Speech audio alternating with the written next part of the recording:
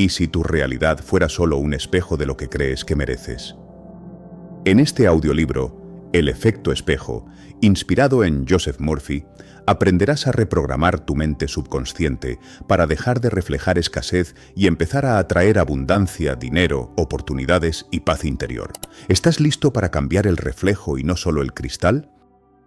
El espejo. No miente, estás reflejando lo que crees. Hay un momento incómodo en la vida de cualquiera en el que ya no puedes seguir culpando al mundo, a la suerte, a la economía, a tu infancia, a tu pareja o a Dios, y te quedas solo frente a una idea que duele. Lo que ves allá afuera tiene más que ver contigo de lo que te gustaría aceptar. Esa frase que Joseph Murphy repite de distintas formas en sus libros, de que la vida exterior es simplemente una proyección de tus creencias profundas, pasa de ser una teoría bonita a convertirse en una especie de espejo frío. Porque entenderlo de verdad no es subrayar una frase en un libro, es verte a ti mismo en tus problemas de dinero, en tus relaciones rotas, en tu cansancio, en tu desorden y admitir en voz baja: algo de esto lo estoy sosteniendo yo por dentro. No es un pensamiento agradable, pero sí es el inicio de algo honesto. Piensa por un momento en tu vida como si caminaras por una casa llena de espejos. Cada situación, cada persona, cada conflicto y cada bendición son un vidrio que refleja lo que cargas dentro. Cuando reaccionas con rabia, el espejo te devuelve rabia. Cuando te sientes menos que otros, el espejo te muestra escenarios en los que te comparas y pierdes. Cuando te sientes indigno de recibir, el espejo se encarga de que justo lo que quieres no termine de llegar. Y no porque la vida sea cruel, sino porque, como explica Murphy, tu mente subconsciente no distingue entre verdad y mentira, entre lo que deseas y lo que temes. Solo responde a lo que cree que es real en tu interior. Si tú, una y otra vez, te repites historias de escasez, de abandono, de «a mí siempre me cuesta más», eso se convierte en la imagen fija que el espejo proyecta afuera. Y aquí viene lo más delicado: nadie puede cambiar ese reflejo por ti. Puedes aprender técnicas, hacer meditaciones, repetir afirmaciones, escuchar audiolibros, pero si en el fondo sigues sosteniendo la misma imagen interna, el espejo se reacomoda y vuelve a devolverte lo mismo de siempre. Por eso este capítulo no va de que te sientas culpable por lo que has vivido, sino de que empieces a mirarte con más honestidad. ¿Qué crees realmente de ti cuando se acaba el ruido del día? ¿Qué piensas de tu valor cuando nadie te está aplaudiendo? Cuando no subes nada a redes, cuando nadie te escribe. ¿Qué historia te cuentas cuando miras tu cuenta bancaria, tu cuerpo, tu relación, tu trabajo? No la historia que dices en voz alta, sino la que te susurras cuando algo sale mal. Ahí es donde el espejo no miente. Una persona podría decir: yo sí creo en la abundancia, yo sí creo que merezco más, pero cuando llega una oportunidad se asusta, se sabotea, posterga, duda, pide disculpas por existir y termina alejándose de lo que quería. ¿Qué está reflejando ahí el espejo? No la frase bonita, sino la creencia escondida. No estoy preparado, no soy suficiente. Si lo intento y fracaso, voy a confirmar que no valgo. La creencia oculta siempre termina filtrándose en la forma en la que reaccionas, decides, postergas o actúas. La mente subconsciente trabaja en silencio, pero organiza tu vida con una precisión casi brutal. Joseph Murphy decía que el subconsciente es como un suelo fértil. Da igual si siembras rosas o espinas, él hace crecer lo que recibe. No discute contigo, no te corrige, no te dice «eso no te conviene», simplemente acepta las imágenes cargadas de emoción que tú le entregas una y otra vez. ¿Y qué cosas son las que más emoción llevan? Tus miedos, tus resentimientos, tus frases internas repetidas cuando estás cansado, cuando sientes que no puedes más, cuando te comparas con otros o te miras con desprecio. Eso también es oración, aunque no lo llames así. Es una oración silenciosa dirigida a tu propio subconsciente. Esto es lo que soy. Esto es lo que hay para mí. Y el espejo obedece. No te digo todo esto para que te castigues, sino para que empecemos desde un lugar más honesto. Te lo pongo en una historia. Imagina a alguien que se ha pasado años trabajando duro, cambiando de empleo, probando negocios pequeños, intentando salir adelante. No tiene una vida dramática, pero sí una sensación constante de estar a medio camino. Nunca le falta todo, pero nunca le alcanza para respirar tranquilo. Cuando ve a otros tener éxito, lo mezcla con admiración y un pequeño nudo en el pecho. Yo también trabajo duro. ¿Por qué a mí no? Con el tiempo empieza a interesarse por estos temas de mente y abundancia. Lee a Murphy, se emociona con la idea de que el subconsciente puede atraer oportunidades, que pensar en grande trae resultados en grande. Empieza a hacer afirmaciones por las noches, a escuchar audios mientras se duerme. Durante un tiempo siente una especie de esperanza nueva, como si al fin hubiera encontrado la llave que le faltaba. Pero pasa un mes, pasan 3, y su realidad no cambia tanto como esperaba. Sigue teniendo imprevistos, deudas, cansancio. Empieza a frustrarse. Esto no funciona. Quizá no es para mí. Tal vez sí hay gente que nace con estrella y gente que nace estrellada. Hasta que un día, cansado de sentirse engañado, hace algo distinto. En lugar de buscar otra técnica, se sienta a mirar de frente lo que siente. Se pregunta, con brutal honestidad, cuando pienso en tener mucho dinero, ¿qué siento de verdad? No lo que quiere sentir, sino lo que aparece en el cuerpo. Un poco de miedo, incomodidad, cierta culpa. Se imagina ganando mucho más que su familia y de repente nota un pensamiento escondido. ¿Y si creen que me creo más? ¿Y si me utilizan? ¿Y si luego pierdo todo y quedo como un ridículo? Se ve a sí mismo de niño, escuchando frases en casa como «la gente con mucha plata es mala», «algo habrán hecho», «más vale pobre pero honrado», y entiende, casi como un golpe suave pero firme, que su espejo interno siempre le ha dicho que estar muy bien está mal, que avanzar demasiado lo expone, lo pone en riesgo, lo separa de los suyos. De pronto, el problema ya no es la falta de oportunidades, sino la imagen que sostiene de sí mismo y del dinero. Mientras en la superficie repetía «yo merezco abundancia», en el fondo sus creencias le susurraban «es peligroso, mejor no». Y el espejo, obediente, siempre se encargó de que nada creciera demasiado. ¿Te suena? No a la historia exacta, pero sí a la sensación de estar siempre con el freno de mano puesto, por miedo a perder algo o a alguien si te va demasiado bien. ¿No te ha pasado que justo cuando algo está por mejorar, aparece una excusa, un sabotaje, una distracción que te saca del camino? ¿Qué creencia está sosteniendo ese freno? Ese es el tipo de preguntas que de verdad mueven el espejo. El protagonista de esta historia no cambió su vida de un día para otro por arte de magia. Tampoco se convirtió de golpe en un millonario iluminado. Lo que sí hizo fue empezar a tratar su mente como un espejo al que había que limpiar, no como un enemigo. Empezó por identificar las frases que llevaba años repitiéndose sin notar. «A mí todo me cuesta», «siempre me toca lo más difícil», «nunca me alcanza», «no soy tan inteligente como otros», «no tengo suerte». No las combatió con rabia, simplemente las vio, y eso ya fue un acto de valentía. Porque ver tu propio discurso interno sin excusas es como mirarte al espejo con la luz bien prendida. No todo lo que ves te va a gustar, pero al menos ya no estás a oscuras.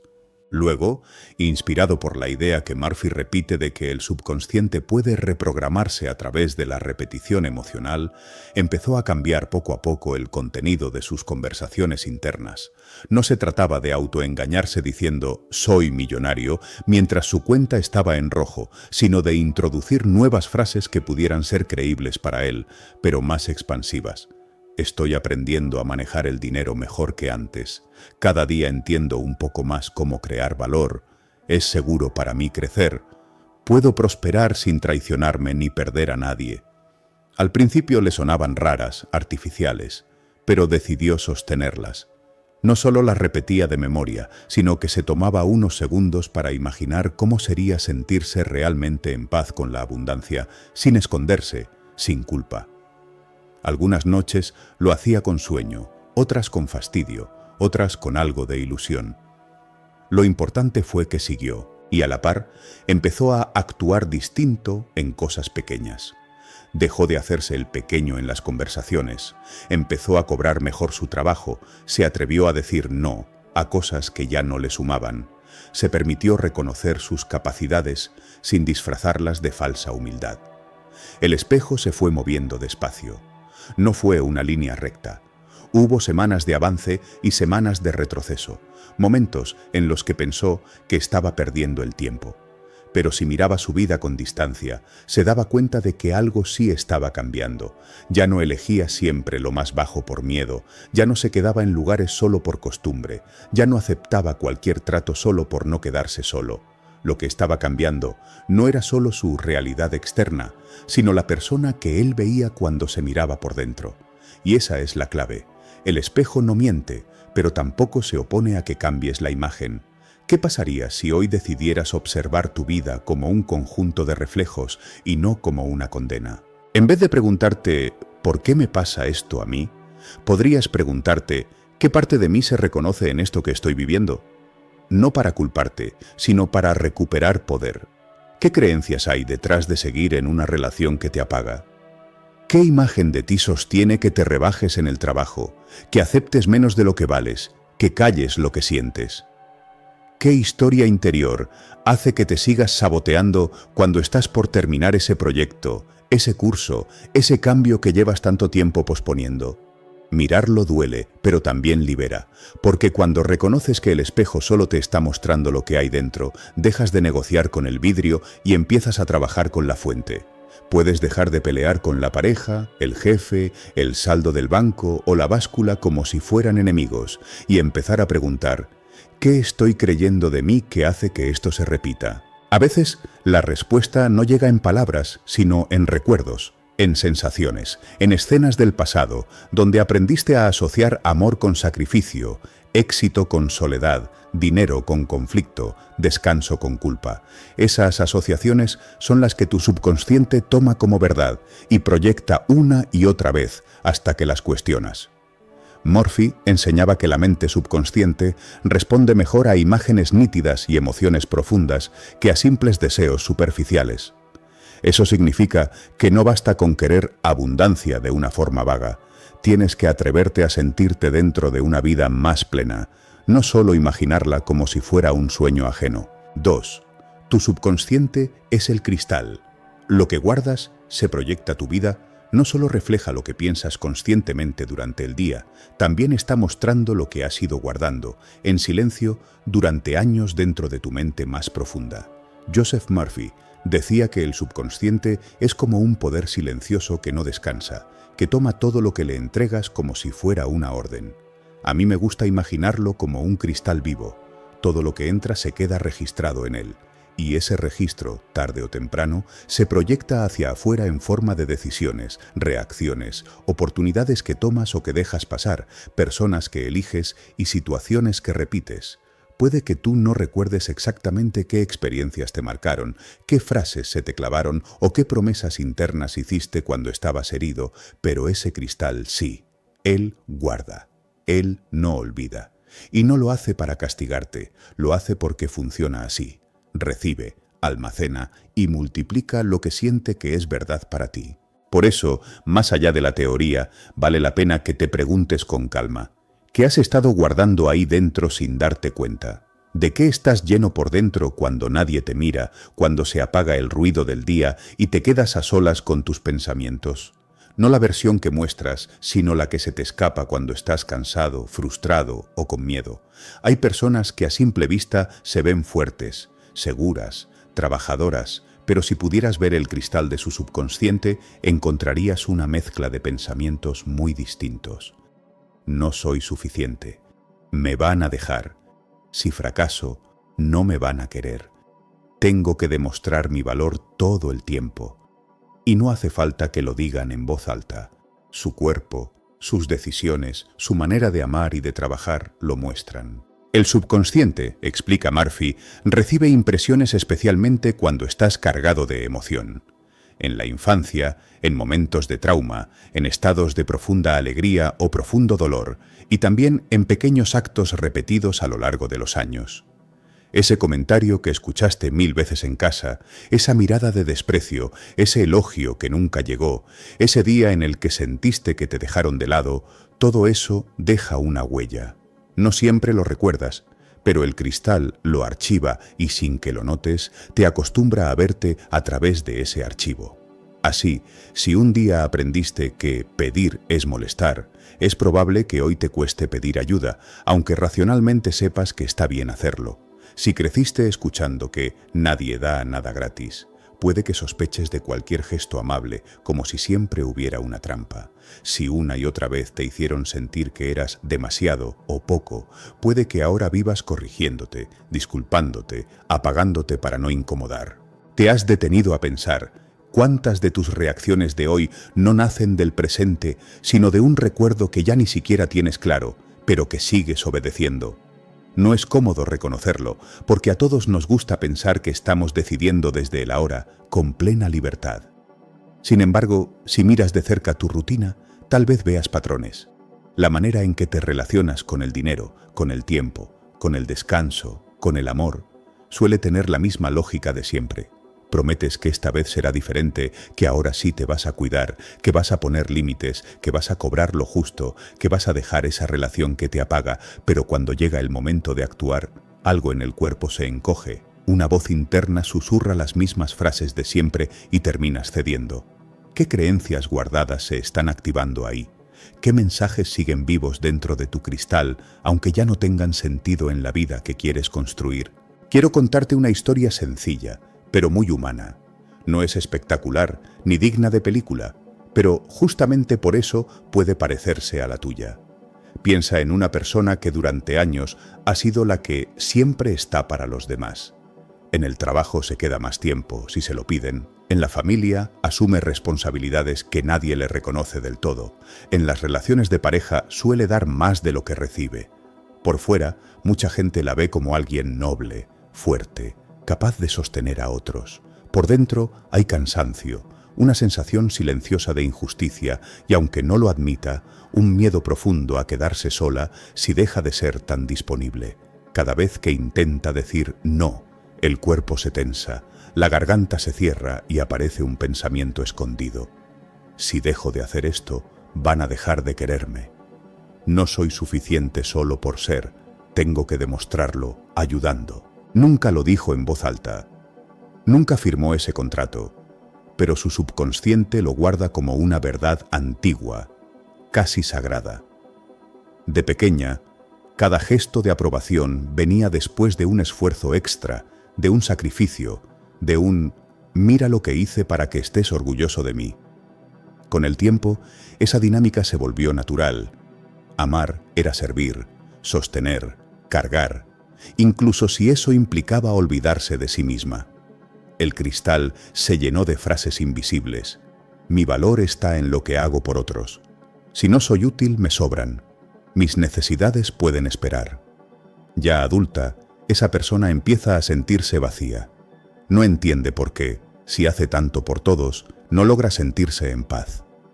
Se topa con las ideas de Murphy casi por casualidad. Escucha algo así como que el subconsciente no solo guarda tus miedos, también guarda la imagen que tienes de tu papel en el mundo. Y ahí algo le resuena. No se ilumina de golpe, pero se queda pensativa. Si mi vida vive girando alrededor de los demás, ¿qué es lo que mi mente ha guardado sobre mí? Esa pregunta le duele y le alivia al mismo tiempo. Duele porque la confronta con la posibilidad de que ella misma ha permitido una y otra vez situaciones que la dejan en segundo plano. Alivia porque, si es así, quiere decir que no está condenada, que algo se puede mover. Empieza a observarse en lo cotidiano, no desde la crítica, sino desde la curiosidad. Nota que cada vez que alguien le pide un favor, siente una especie de urgencia. ¿Tengo que responder ya? Nota que cuando alguien se molesta si ella no está disponible, se siente culpable y busca compensar. Y nota, sobre todo, que cuando piensa en tener un espacio para sí, en descansar sin hacer nada productivo, en decir simplemente «hoy no puedo», aparece un vacío extraño, una sensación de peligro. ¿Qué peligro hay en descansar? ¿Qué amenaza real hay en decir «hoy no»? Ahí no es la lógica quien responde, es el cristal. Desde ese archivo interno, descansar significa volverse prescindible, dejar de ser necesaria significa correr el riesgo de ser olvidada. Amar ha sido confundido con sacrificarse siempre. Entonces, el subconsciente se encarga de proyectar escenarios en los que esa creencia sigue funcionando. relaciones donde ella da y otros toman, trabajos donde su compromiso es aprovechado, dinámicas donde su cansancio se considera normal. El cristal está haciendo su trabajo, está mostrando en la realidad lo que tiene grabado como verdad. Cuando algo así se hace consciente, no se borra mágicamente. Pero ya no puedes seguir actuando igual sin ver lo que hay detrás. Esa persona decide probar algo diferente, inspirado en esa idea que se repite en los escritos de Murphy. Si el subconsciente responde a impresiones nuevas, también puede aprender un concepto distinto de valor, de amor, de merecimiento. Empieza por un gesto mínimo. Antes de decir que sí a cualquier cosa, hace una pausa. Respira y se pregunta: ¿de verdad quiero? ¿De verdad puedo? ¿O solo tengo miedo de decepcionar? Esa pregunta actúa como un pequeño golpe suave en el cristal. Algunas veces sigue diciendo que sí por costumbre, pero ya sabe que está obedeciendo a un miedo antiguo, no a su corazón. Otras veces se atreve a decir: hoy no me es posible. La primera vez se siente fatal, casi traidora. El cuerpo le tiembla, espera rechazo, distancia, reproche, y a veces lo hay, pero descubre que, incluso cuando alguien se molesta, ella no se derrumba como imaginaba. Sobrevive a ese disgusto. Se da cuenta de que tiene más fuerza de la que pensaba. Y cuando alguien respeta su no, cuando ve que el mundo no se acaba porque ella se ponga en primer lugar de vez en cuando, el cristal recibe una impresión nueva. Tal vez no necesito desaparecer para ser amada. Tal vez hay personas capaces de quererme sin exprimir mi energía. Esos pequeños momentos, aparentemente insignificantes, son los que empiezan a limpiar y pulir el cristal desde dentro. Murphy insistía en que la mente subconsciente responde especialmente a las imágenes y a las palabras cargadas de sentimiento. No se trata solo de repetir frases, sino de asociarlas a experiencias vividas. Cada vez que esta persona se permite descansar sin culpa y luego comprueba que nadie dejó de quererla por eso, está enviando un mensaje diferente a su subconsciente. Cada vez que recibe ayuda, en lugar de ofrecerla automáticamente, y nota que el vínculo sigue firme, está enseñándole al cristal que el amor también puede recibirse. Empieza a hablarse de otra manera. Ya no se describe solo como la que aguanta todo, sino como alguien que también merece cuidado. A veces se mira al espejo y ensaya frases nuevas, aunque le suenen raras. Mi valor no depende de cuánto cargo. Soy digna de amor incluso cuando digo que no. No estoy aquí solo para sostener a otros. Al inicio las siente frías, pero decide sostenerlas, no como quien repite una fórmula mágica, sino como quien está aprendiendo un idioma nuevo acerca de sí misma. ¿Te das cuenta de lo que implica algo así? No es una transformación instantánea, es un proceso lento de vaciar el cristal de viejas asociaciones y llenarlo de otras más sanas. Y en tu caso, ¿qué guiones internos siguen activos? Cuando piensas en el trabajo, ¿qué guardas?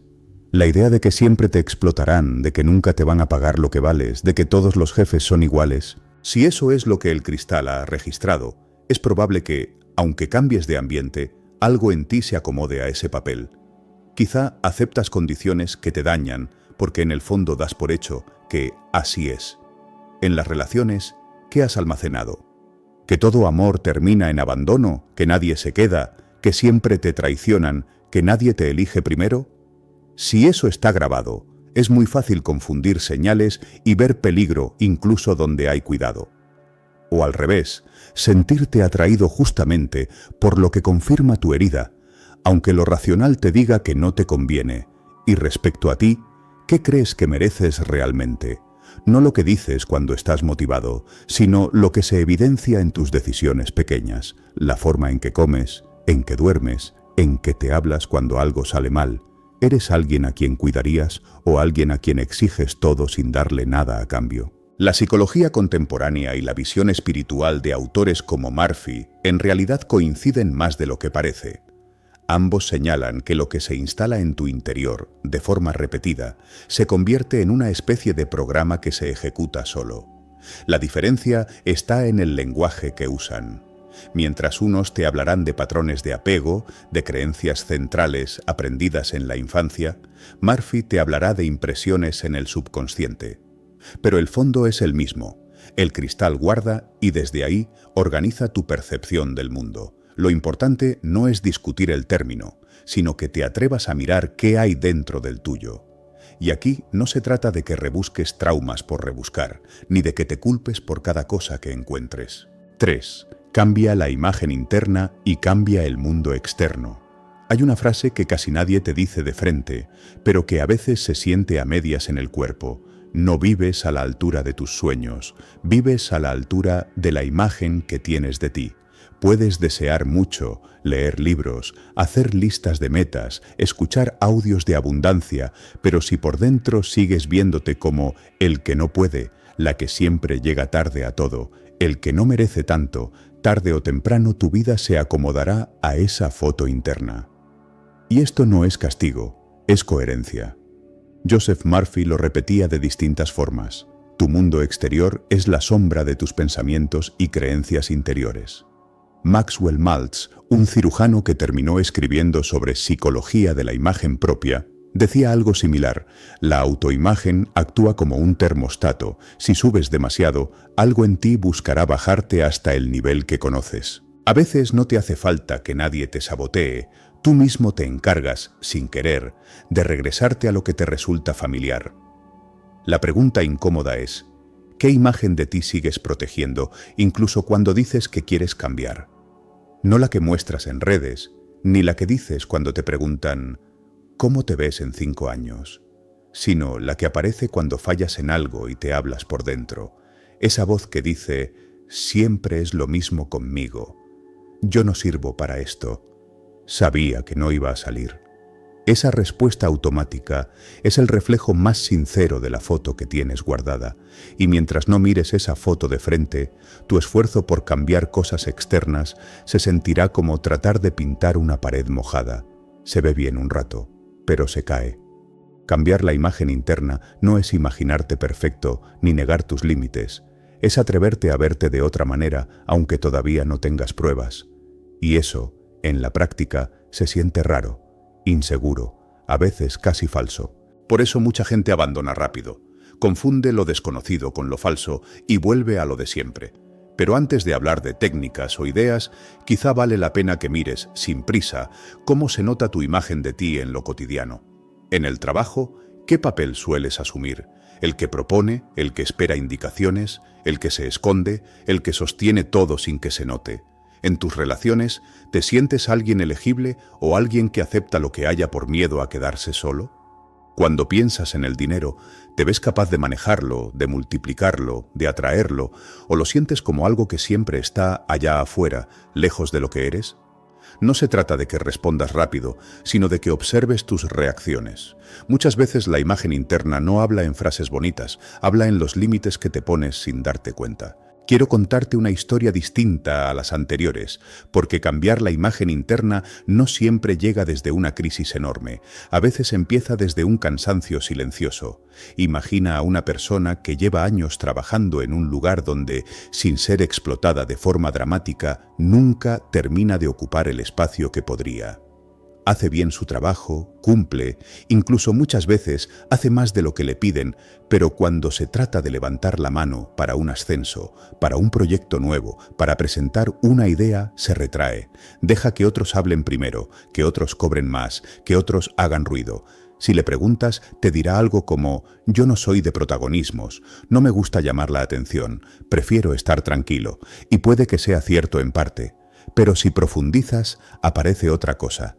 Una incomodidad cuando lo miran demasiado, un miedo sutil a que, si destaca, alguien descubra que en realidad no es tan bueno. Siente que si se expone, tarde o temprano alguien lo señalará, lo criticará, lo dejará en evidencia. Esa sensación, que racionalmente sabe que es exagerada, está enraizada en experiencias viejas. Aquel comentario de niño que le hicieron cuando se equivocó delante de otros, aquella burla, aquella comparación con alguien mejor. Nada espectacular, nada que él haya considerado un trauma, pero suficiente para registrar una imagen. Mejor paso desapercibido, así no me hieren. El tiempo pasa y esa imagen se vuelve identidad. No es me pasó esto una vez, es yo soy así. Y desde ese yo soy así se eligen amistades, parejas, trabajos, hasta la manera de vestirse. Aunque por dentro haya un deseo genuino de algo más, la imagen de sí mismo como segundo plano está demasiado arraigada. Hay un día, sin embargo, en el que la incomodidad pesa más que el miedo. Esa persona ve como alguien con menos tiempo en la empresa, pero con más seguridad al hablar, obtiene una promoción. No es que el otro sea malo, simplemente se postuló. Él no.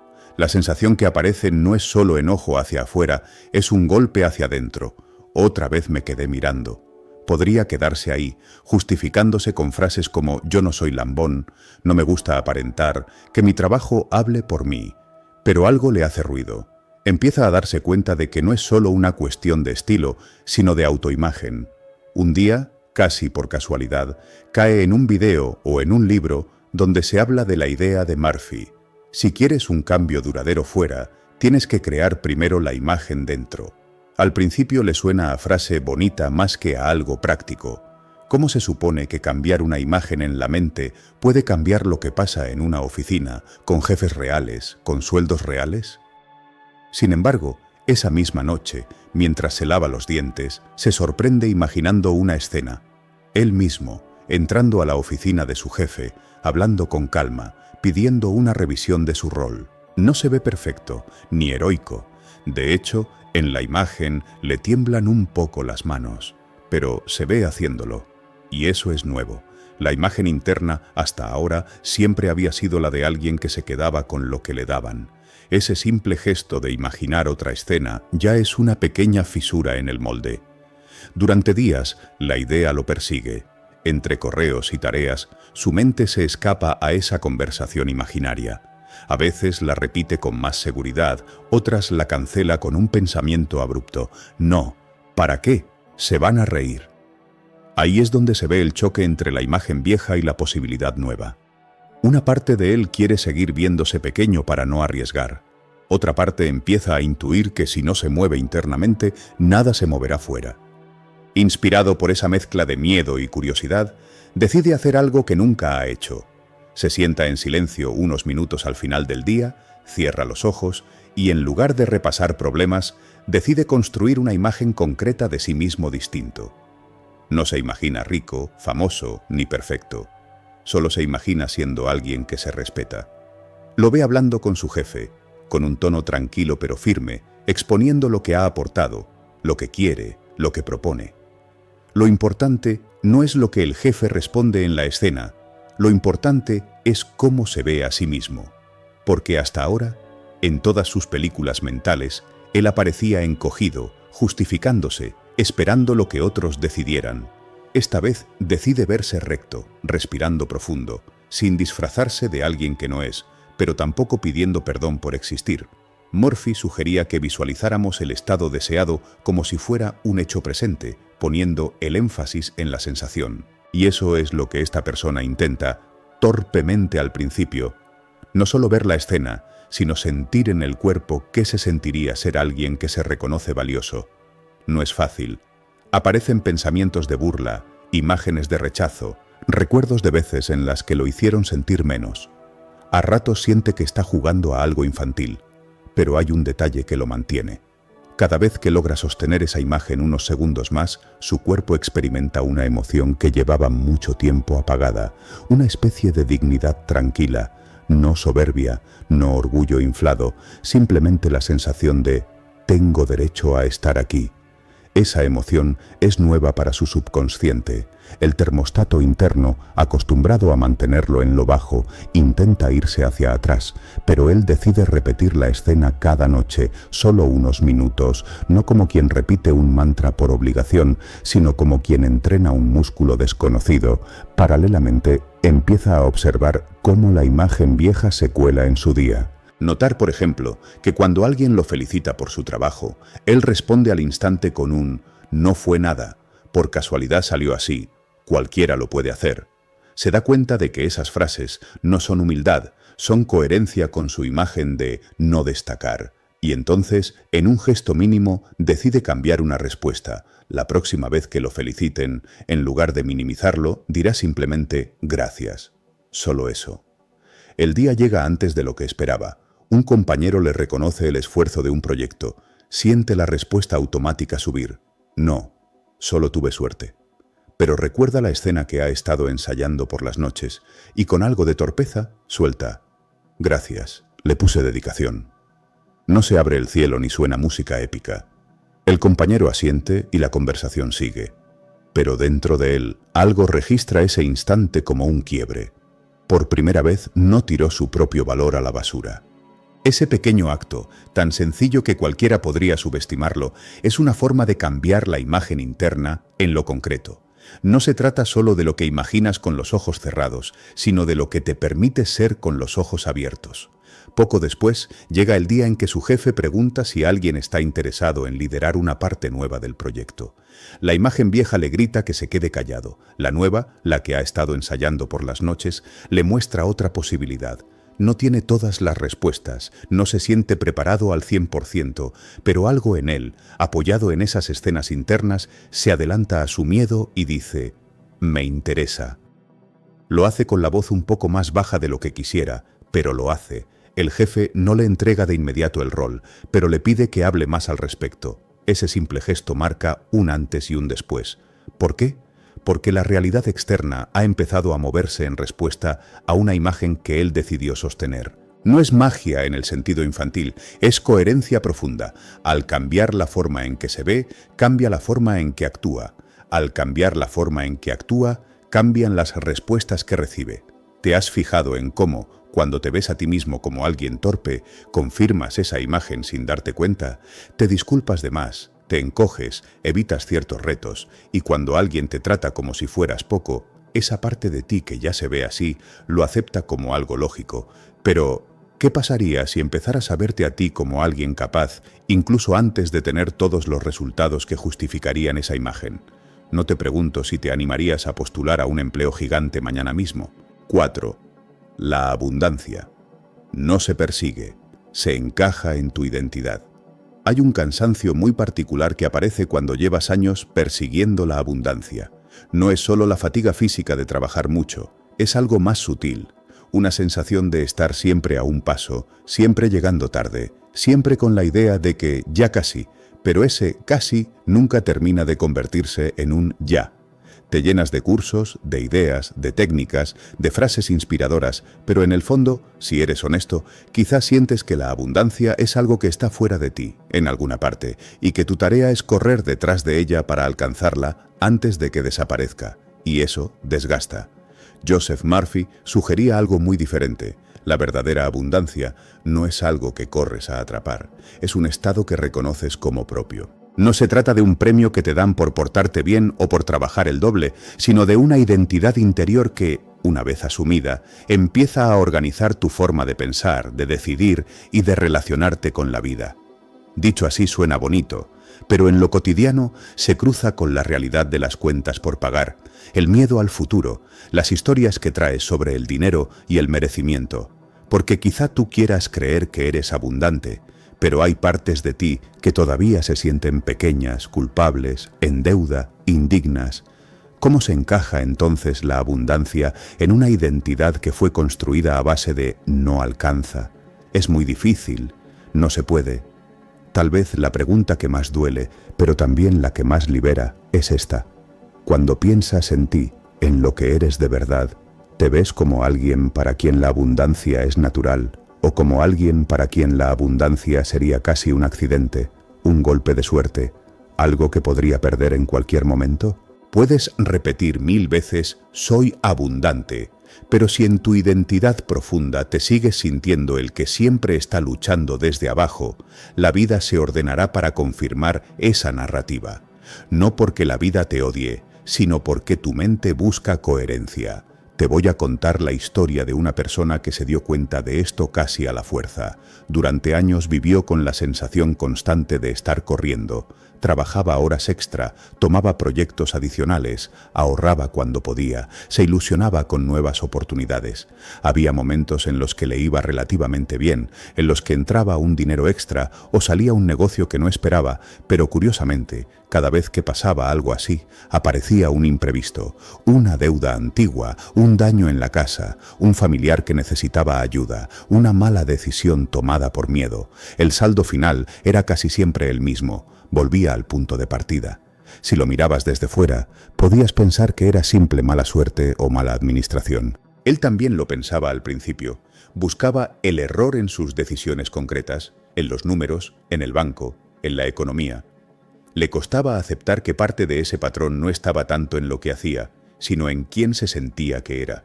Una noche, después de otro ciclo de subí y volví a bajar, estaba revisando sus cuentas con una mezcla de rabia y tristeza. En la lista de movimientos veía claramente cómo, cada vez que se acercaba a un punto de estabilidad, algo se cruzaba. No era una voz espiritual ni una visión mística, fue algo más humano, un hartazgo. Se escuchó pensar casi en voz alta: ¿por qué siempre termino igual?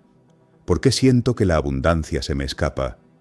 Y ahí, en medio de ese cansancio, en lugar de seguir maldiciendo su suerte, se quedó un poco en silencio.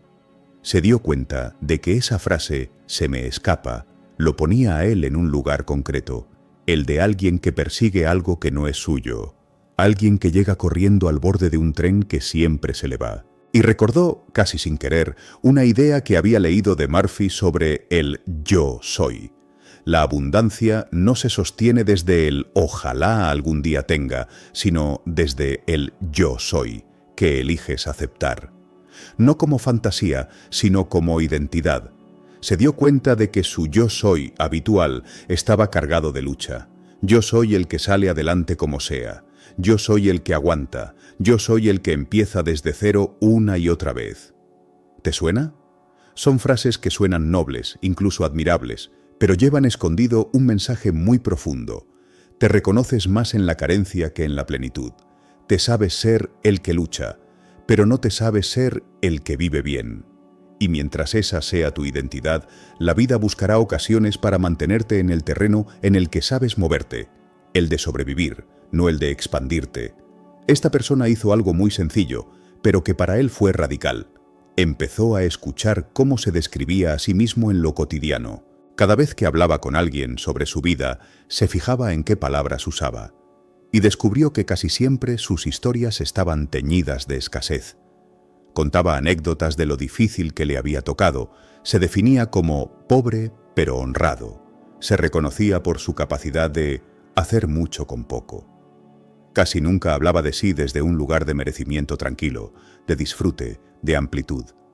La abundancia en su lenguaje siempre estaba lejos, adelante, algún día. Nunca ahora. Ahí empezó a entender algo doloroso. No solo vivía en escasez, se identificaba con ella. Era parte de su relato de quién era. Sin darse cuenta, había construido cierto orgullo en su identidad de el que puede con todo aunque sea duro. Y eso lo llevaba una y otra vez a perpetuar situaciones donde tuviera que demostrarlo. ¿Te has preguntado alguna vez con qué parte de tu historia te identificas más? ¿Con la parte que sufre, que lucha, que siempre remienda, o con la parte que también ha sabido recibir, disfrutar, crear cosas valiosas? ¿Qué cuentas más seguido? ¿Tus victorias silenciosas o tus batallas? No se trata de negar el esfuerzo que has hecho, sino de notar si te has quedado atrapado emocionalmente en la versión de ti que únicamente sabe pelear contra la vida. Encajar la abundancia en tu identidad no es decirte yo soy rico mientras sientes que estás mintiendo.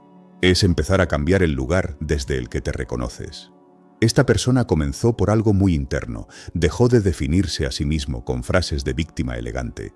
Cada vez que iba a decir yo siempre he sido muy de malas, se detenía. No lo reemplazaba por una frase grandiosa, simplemente elegía el silencio o buscaba una manera distinta de contarse. En lugar de todo me cuesta el doble, empezó a decir he aprendido a salir de situaciones difíciles y con el tiempo incluso dejó de necesitar contarlo todo el tiempo, porque se dio cuenta de que mientras más repetía su identidad de perseguidor, más se convencía de que ese era su lugar en el mundo. Al mismo tiempo se preguntó con honestidad, ¿cómo se comportaría alguien para quien ganar bien y vivir en calma es algo natural, no excepcional? No cómo se comportaría alguien perfecto, sino alguien que no lleva la escasez tatuada en el pecho. Esa pregunta lo llevó a detalles muy concretos. Por ejemplo, notó que alguien así no diría que sí a cualquier trabajo mal pagado solo por miedo a quedarse sin nada. Notó que no justificaría continuamente a personas que no le pagan a tiempo.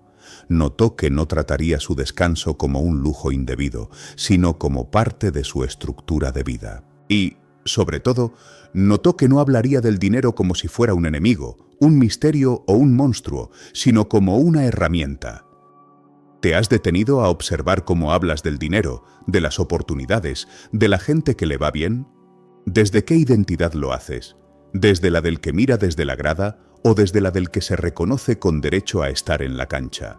Puede que, por dentro, todavía sientas distancia, pero escuchar tu propio lenguaje te da pistas claras de qué tanto encaja la abundancia en tu yo soy real. Poco a poco, esta persona tomó una decisión que hizo la diferencia. Dejó de hacer cosas solo para demostrar que merecía la abundancia y empezó a actuar como alguien que ya reconoce su propio valor, aunque el banco todavía no lo reflejara. Eso no significó volverse irresponsable, dejarlo todo y lanzarse al vacío. Significó tomar decisiones más alineadas con la identidad que quería encarnar. Rechazó algunos trabajos por primera vez, aunque el miedo le apretaba el pecho. Se atrevió a renegociar un pago que llevaba años aceptando como fijo. Dijo a ciertas personas que no podía seguir prestándoles dinero o tiempo como antes. No lo hizo desde el enojo, sino desde una nueva comprensión. Seguir actuando como el que siempre resuelve a todos era también seguir sosteniendo su identidad antigua. Y eso tenía consecuencias directas en su capacidad de recibir. Murphy insistía en que la abundancia es una actitud interior de aceptación, no un acto desesperado de obtención. Cuando tú te ves como alguien para quien es natural recibir bien, dejas de aceptar dinámicas que niegan ese valor. No lo haces por arrogancia, lo haces porque ya no encajan con lo que crees que eres. La identidad y la coherencia van de la mano. ¿Qué incoherencias estás sosteniendo tú? ¿Cuántas veces dices que quieres abundancia pero te relacionas con el dinero desde el miedo, desde la culpa, desde la vergüenza? ¿Cuántas veces afirmas que mereces más, pero a la hora de la verdad te rebajas, te quedas en lugares que te secan, cargas responsabilidades que no son tuyas? Son preguntas incómodas, sí, pero no para que te juzgues, sino para que veas en qué punto tu identidad todavía está anclada en la escasez. Encajar la abundancia en tu identidad también tiene que ver con cómo te tratas en lo íntimo. Una persona que se percibe a sí misma como digna de una vida plena, ¿cómo cuida su cuerpo? ¿Cómo organiza su tiempo? ¿Cómo se habla cuando comete un error? ¿Se insulta, se humilla, se trata como alguien torpe o se corrige con respeto? Porque si de puertas adentro te tratas como alguien de segunda, será difícil que de puertas afuera aceptes algo diferente. Aunque te llegaran oportunidades buenas, habría una parte de ti que las sabotea, que las hace a un lado, porque no encajan con el retrato interno que tienes de ti. Esto se ve mucho en relaciones. Hay personas que dicen desear una pareja sana, recíproca, amorosa, pero cuando aparece alguien que las trata bien, que las respeta, que las ve, se sienten raras, desconfiadas, incluso aburridas. En cambio, cuando aparece alguien que activa su herida, que las hace sentir que tienen que esforzarse para ser elegidas, se enganchan con más fuerza. No porque sean masoquistas, sino porque su identidad se siente más coherente en el rol de el que tiene que ganarse el amor. Con la abundancia pasa algo similar.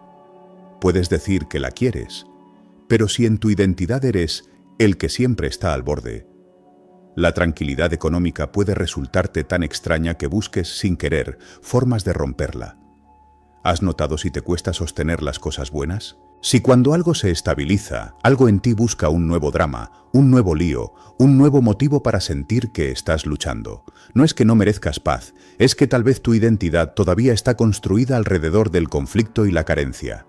Cambiar eso no es de un día para otro, es una transición delicada. La persona de la que hablábamos empezó a experimentar algo curioso cuando, además de ajustar sus decisiones, empezó a trabajar conscientemente en su yo soy. Por las noches, antes de dormir, dedicaba unos minutos a imaginar escenas sencillas en las que se veía viviendo desde una identidad nueva. no como millonario de película, sino como alguien que vive sin miedo constante, que paga sus cuentas con naturalidad, que reserva tiempo para sí mismo sin culpa, que se permite disfrutar sin estar pensando siempre que algo malo va a pasar. Se repetía mentalmente frases como: es natural para mí progresar, es seguro para mí estar bien. Soy una persona que crea y sostiene abundancia.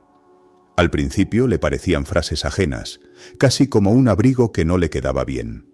Pero en lugar de rechazarlas de inmediato, las sostuvo lo suficiente como para empezar a acostumbrarse a esa sensación. Eso es encajar algo en la identidad. Lo pruebas. Te queda raro al principio, pero si decides que es tuyo, el cuerpo y la mente se adaptan.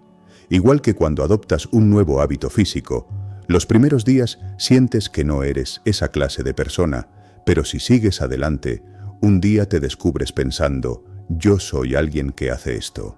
Y a partir de ahí, te extraña más no hacerlo que hacerlo. La identidad se desplazó. Con la abundancia ocurre igual. Al principio sentirás que no eres esa clase de persona a la que le va bien, porque tu referencia de siempre ha sido otra. 5. El lenguaje oculto. Cómo hablas y piensas es lo que atraes. Si pudieras sentarte un día entero a escucharte desde fuera, sin juzgarte, solo observando, quizá te sorprendería la cantidad de veces que te maldices sin darte cuenta. No con grandes frases dramáticas, sino con comentarios pequeños, casi automáticos. Yo siempre llego tarde. Es que yo soy muy bruto para esto. A mí nunca me alcanza. Con mi suerte, fijo sale mal. Yo no nací para esas cosas. A mí nadie me elige. El dinero no se me queda. Son frases que se sueltan entre risas, entre quejas, entre conversaciones cotidianas, pero que tu mente profunda no escucha como un chiste, sino como instrucciones. Joseph Murphy insistía en algo que parece exagerado hasta que lo miras de cerca. El subconsciente no distingue entre broma y verdad, entre ironía y confesión. Lo que tú repites con emoción, él lo registra como un mandato. Y lo curioso es que muchas de esas frases cargadas de emoción no son las que pronuncias en voz alta cuando estás motivado, sino las que se te escapan cuando estás cansado, cuando algo sale mal, cuando te miras al espejo sin filtros. Ahí es donde el lenguaje se vuelve un espejo brutal de lo que realmente crees de ti y de la vida.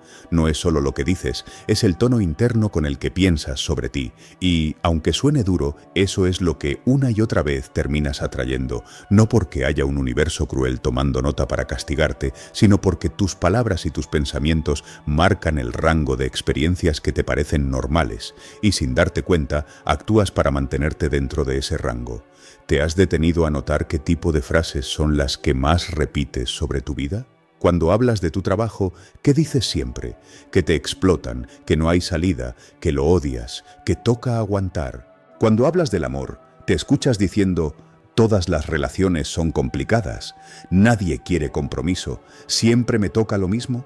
Cuando hablas de ti, te describes como alguien capaz o te presentas sutilmente por tus defectos, como si fueran tu carta de presentación. Esa forma de hablar no es inocente, es la superficie visible de una forma de pensar que llevas años alimentando, y es comprensible. Uno no inventa esas frases un día porque sí, las aprende, las hereda, las escucha desde pequeño. Tal vez creciste en un ambiente donde lo normal era decir: la vida es dura, no hay plata, el que nace pobre se queda pobre, ten cuidado con confiar en la gente, más vale malo conocido que bueno por conocer. Tal vez el humor en tu casa se hacía a costa de ustedes mismos, se jugaba a llamarse torpes, brutos, feos, sin mala intención, pero tu mente no sabe dónde termina el juego y dónde empieza la verdad. El lenguaje se convirtió en una especie de música de fondo y, como toda música repetida, acabó instalándose dentro de ti. Te quiero contar la historia de alguien que aprendió esto a la manera difícil. Durante muchos años vivió con un vocabulario constante de escasez sin darse cuenta.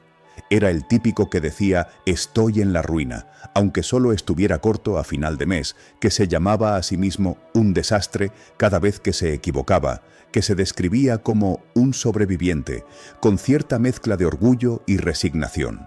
Si mirabas su vida, esa narrativa parecía lógica.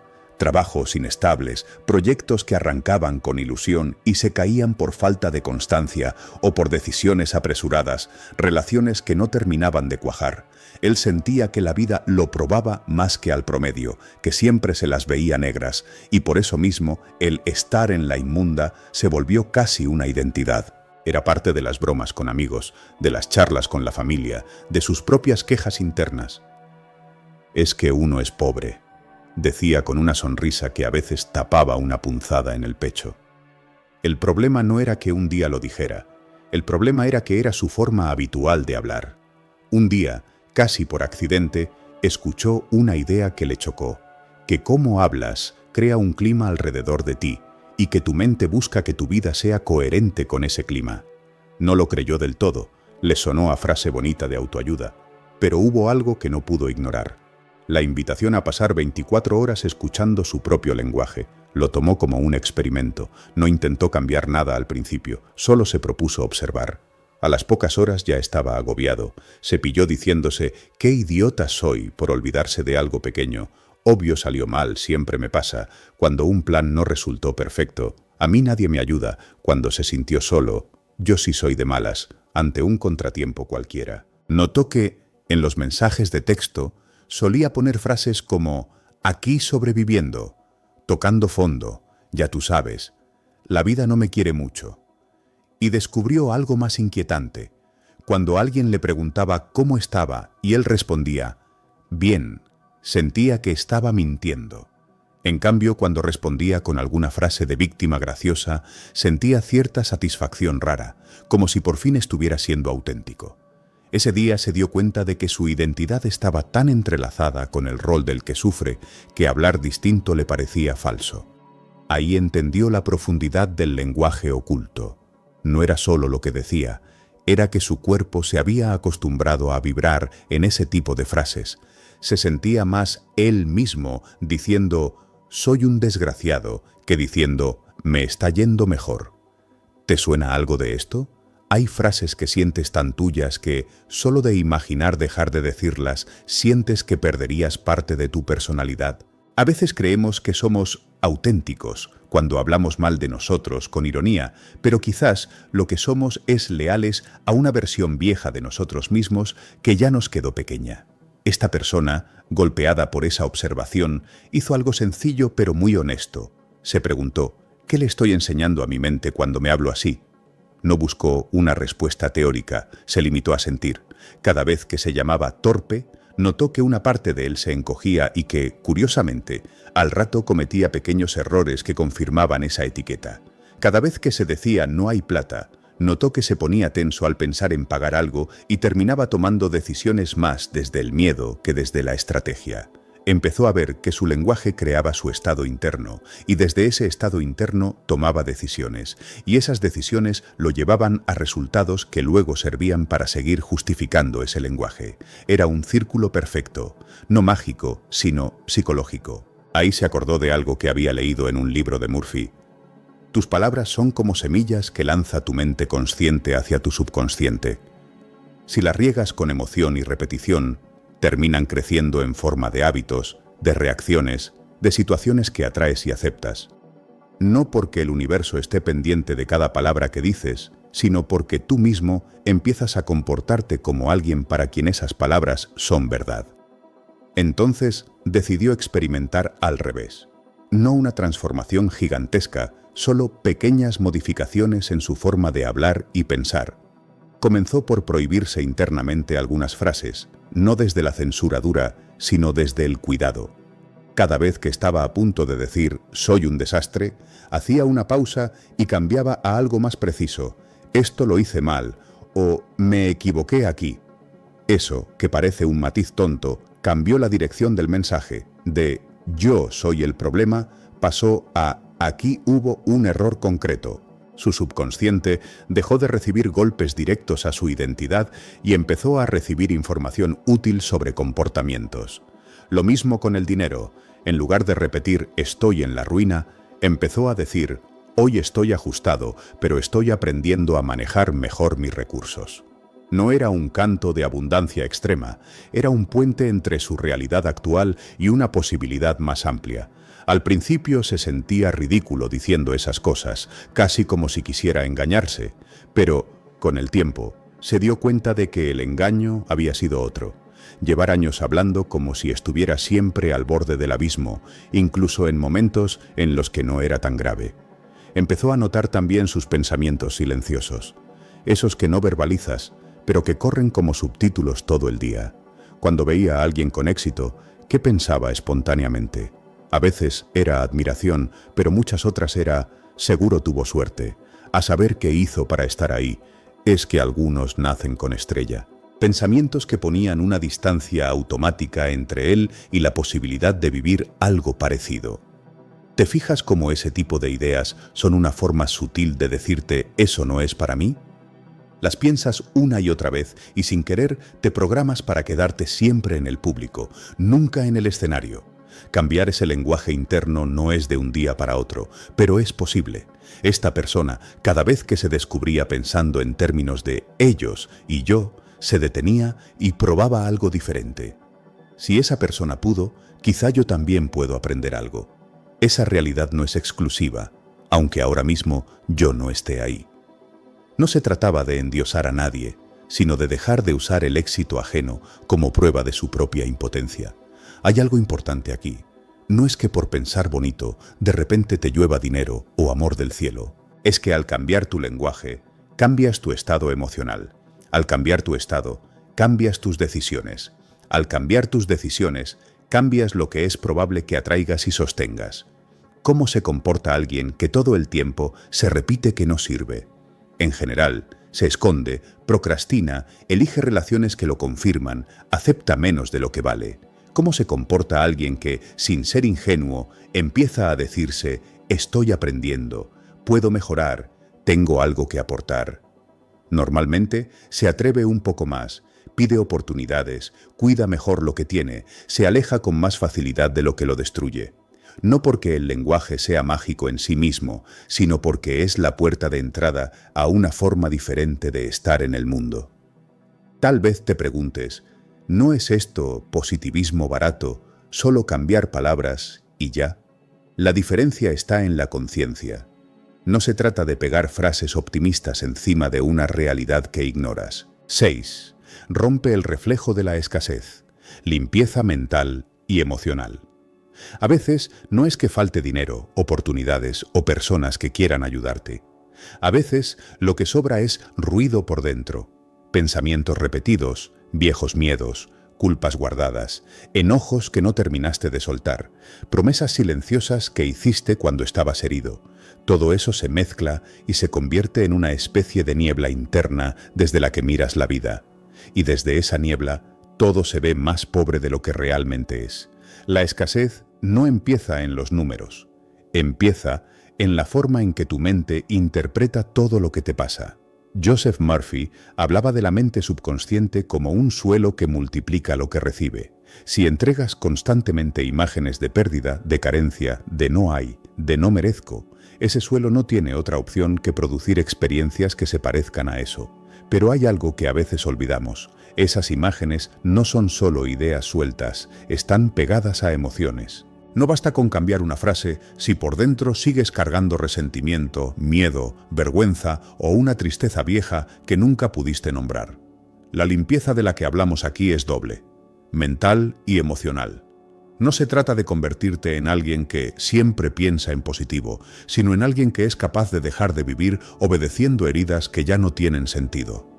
La escasez, muchas veces, es una forma de seguir siendo fiel a un pasado que ya no existe, pero que sigues sosteniendo como si fuera el único posible. Piensa un momento, sin prisa. Cuando algo bueno se acerca a tu vida, ¿qué se activa primero en ti? ¿Ilusión limpia o miedo disfrazado de prudencia? ¿Piensas, qué bonito, esto también es para mí? ¿O aparece rápido la voz que dice, seguro se daña, esto no dura, algo habrán hecho? ¿No confíes tanto? Esa reacción no nace de la nada. Es el reflejo de la escasez hablando desde dentro. Se formó con historias, con escenas de infancia, con comentarios, con comparaciones, con momentos en los que te prometiste a ti mismo no volver a pasar por cierto dolor y sin darte cuenta terminaste usando la escasez como protección, porque si no esperas mucho, si no recibes mucho, si no te permites amar mucho, duele menos cuando algo se pierde. Al menos eso es lo que aprendiste, pero vivir así cansa mucho.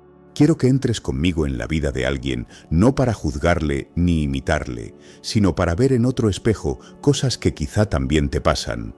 Esta persona creció escuchando frases que hablaban de lo poco. No hay, es duro, la plata no alcanza, agradezca que tiene algo. Siempre nos toca lo más difícil. No hubo maldad ahí, hubo supervivencia. La familia hizo lo que pudo con lo que tenía. Lo que esta persona no vio venir es que, con los años, esas palabras se convertirían en una especie de ley interna. En la adolescencia, cada vez que deseaba algo más grande, sentía un nudo en el estómago.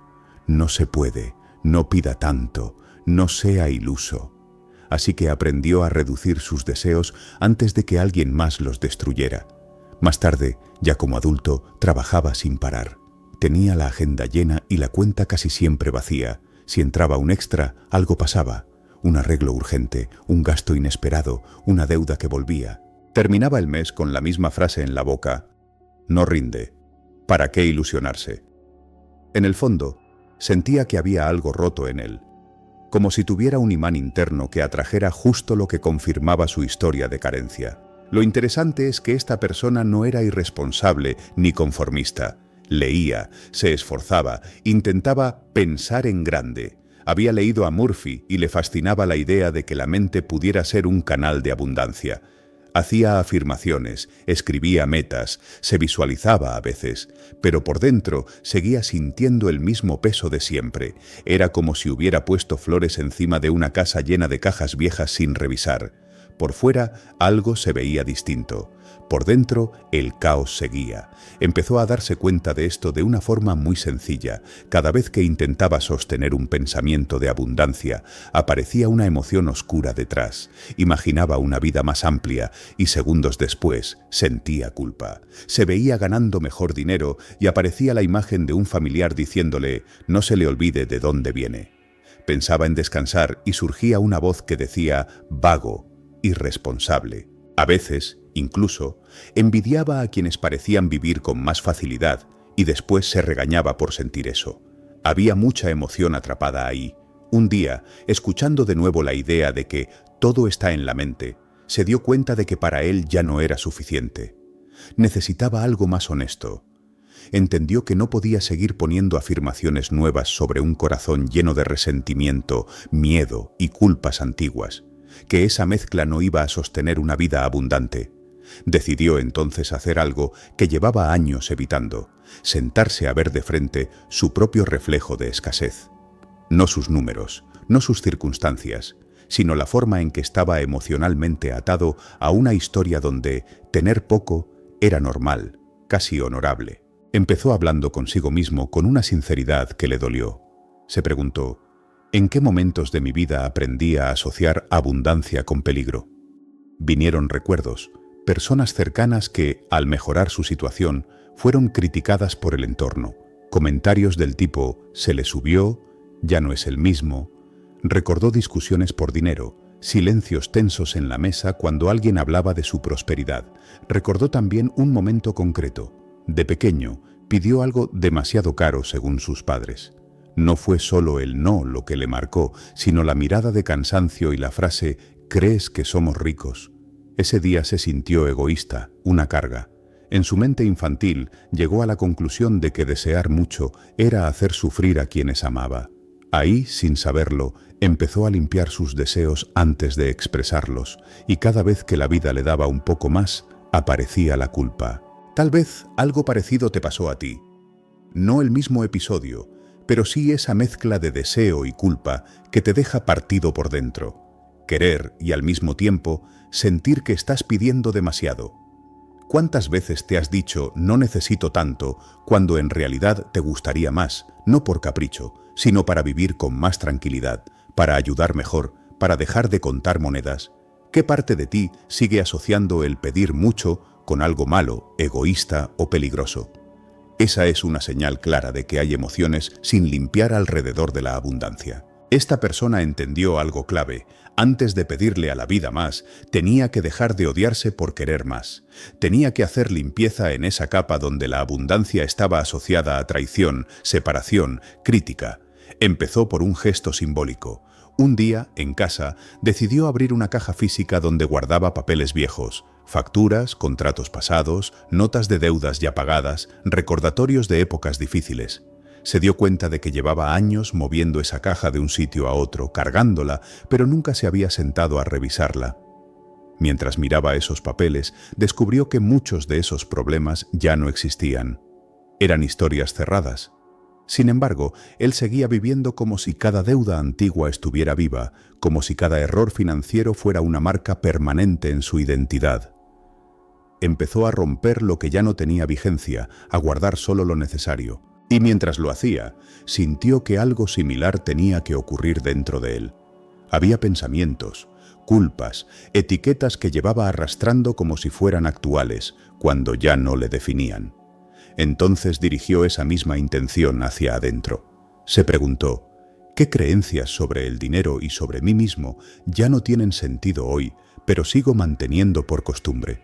Aparecieron frases como, yo soy malo para los números, siempre me va a costar el doble, si tengo más, me lo van a quitar, si me va bien, voy a despertar envidia. Empezó a cuestionarlas no como quien pelea, sino como quien observa algo viejo con cierta ternura. ¿De verdad seguían siendo ciertas? ¿Eran leyes universales o solo respuestas emocionales de un niño asustado? Había resistencia, claro. Una parte de él se sentía traicionando su historia si dejaba de creer en eso. Pero la otra parte, la que ya estaba cansada, le empujaba suavemente a no seguir siendo leal a una versión de sí mismo que sufría siempre.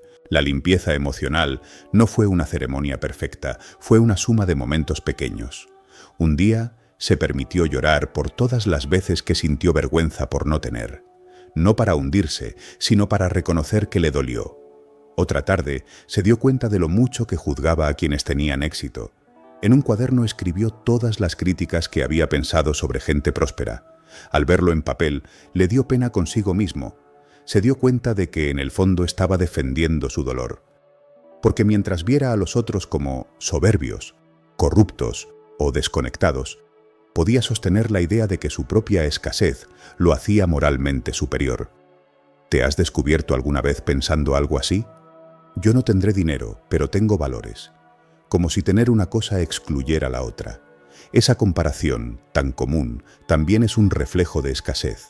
Te obliga a elegir entre ser buena persona y estar bien. Y mientras sostengas esa falsa elección, tu subconsciente seguirá protegiendo la escasez como si fuera un signo de pureza. Parte de la limpieza mental y emocional consistió entonces en soltar esas rivalidades invisibles, en dejar de usar el dolor como escudo moral. Esta persona empezó a practicar algo que Murphy mencionaba con frecuencia, bendecir mentalmente aquello que quería experimentar. En lugar de criticar automáticamente al ver a alguien en abundancia, se obligaba a cambiar el pensamiento por algo como «que le vaya bien, ojalá también yo aprenda a crear mi propio camino». Al principio le sonaba artificial, pero con el tiempo se dio cuenta de que, cada vez que lograba sostener ese pensamiento sin cinismo, sentía menos rabia y más liviandad. La escasez interior se alimenta de comparación resentida. Cuando esa comparación empieza a desarmarse, hay menos carga adentro. Otro componente clave de su limpieza fue el perdón. No un perdón ingenuo que niega lo que pasó, sino un perdón consciente que deja de usar el pasado como excusa para seguir repitiendo carencias. Se dio cuenta de que había guardado rencor a sus padres, a ciertas personas que le quedaron mal, a antiguos jefes. No por lo que hicieron solamente, sino porque en su mente les había dado el poder de arruinarle la vida. Y mientras les mantuviera en ese pedestal negativo, él mismo quedaba congelado en la misma escena, la del que fue dañado y no puede avanzar. Entendió que perdonar, en este contexto, era más una forma de liberarse a sí mismo que de justificar a nadie. Significaba decir, hacia adentro, reconozco que eso me afectó, pero ya no voy a dejar que decida lo que creo posible para mí. ¿A quién sigues culpando, aunque ya no lo reconozcas en voz alta, por la manera en que te va hoy? ¿A tus padres? ¿A una expareja? ¿A un jefe? ¿A un país? ¿A un sistema? No se trata de negar las dificultades reales, sino de notar si tu interior se ha quedado atrapado en una queja que ya no aporta nada, salvo mantenerte en el mismo lugar. La limpieza de la escasez también implica dejar de alimentar esos discursos que te hacen pequeño.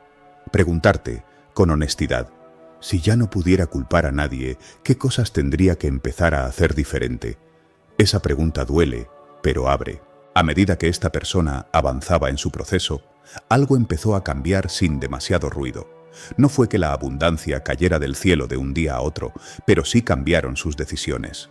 Dejó de decir que sí a todo lo que le drenaba solo por miedo a quedarse sin nada. Empezó a ordenar sus deudas sin dramatismos, priorizando, pidiendo ayuda cuando hacía falta, dejando de esconderse. Aprendió a decir «no puedo en este momento», en lugar de quedar bien con todos y mal consigo mismo. Eso también es limpieza. Sacar de tu vida compromisos que solo sostienes por culpa o por miedo a la opinión ajena. Cada vez que se liberaba de una carga así, sentía que dentro de él se hacía un poco más de espacio. Un espacio que antes ocupaba el ruido de la escasez y ahora empezaba a llenarse de algo más silencioso, tranquilidad. Y la tranquilidad es una forma de abundancia que se olvida. Estamos tan acostumbrados a medirlo todo en cifras que no vemos la riqueza que hay en poder dormir sin que la mente te torture, en poder decir lo que piensas sin sentir que vas a ser abandonado, en poder disfrutar de un día sencillo sin sentir vergüenza. La limpieza mental y emocional, cuando es genuina, abre la puerta a este tipo de abundancia primero. Después, desde ese estado menos tenso, es más fácil ver oportunidades concretas que antes estaban ocultas detrás del ruido. Así le pasó a esta persona. Solo cuando su diálogo interno dejó de ser tan violento, pudo contemplar con claridad posibilidades laborales que siempre había descartado por no estar a la altura. Quizá, si estás leyendo esto, una parte de ti también está cansada de sostener ese reflejo de escasez que te acompaña desde hace años. 7. Visualización con sensación. La firma que convence al subconsciente. Hay una escena que se repite en la vida de mucha gente que quiere cambiar. Se sientan, cierran los ojos, intentan visualizar una vida mejor, se imaginan con más calma, con más dinero, con relaciones más sanas, y a los pocos minutos sienten un vacío raro. La mente les muestra imágenes, pero el cuerpo no se las cree. Cuando abren los ojos, la realidad de siempre les cae encima como un balde de agua fría, y aparece la frase silenciosa: «Esto es puro cuento». No lo dicen en voz alta, pero lo piensan, y sin darse cuenta, terminan asociando la visualización con autoengaño, como si fuera un juego bonito que no sirve en el mundo real. Lo que casi nadie les explicó es que la visualización, tal como la enseñaba Joseph Murphy, no es solo ver cosas en la mente, es sentirlas como si fueran reales ahora. La imagen es el dibujo, pero la sensación es la firma. Sin sensación, el subconsciente lo toma como una película. Con sensación, lo recibe como una instrucción. Y esa diferencia se nota, no en lo que imaginas, sino en cómo te quedas después. Si al terminar una visualización te sientes igual de tenso, igual de desesperado, igual de peleado con tu vida, probablemente solo estuviste soñando despierto. Si sales de ese momento con 1 milímetro más de paz, de confianza, de coherencia interna, entonces sí hubo contacto, no porque ya lo lograste allá afuera, sino porque algo en tu sistema nervioso se permitió habitar, aunque sea por un rato, una versión de tu vida que no está dominada por el miedo. La sensación es la puerta que el subconsciente sí entiende. Piensa en las veces que te has quedado enganchado a un recuerdo doloroso del pasado. No necesitas ver cada detalle para revivirlo. Basta con que aparezca una frase, un olor, una imagen, y tu cuerpo responde. El corazón se acelera, se aprieta el estómago, cambian tus pensamientos. No estás ahí, pero lo sientes como si estuvieras. Esa es la prueba más clara de que tu mente no distingue demasiado entre lo que pasa fuera y lo que pasa dentro cuando lo acompañas de emoción.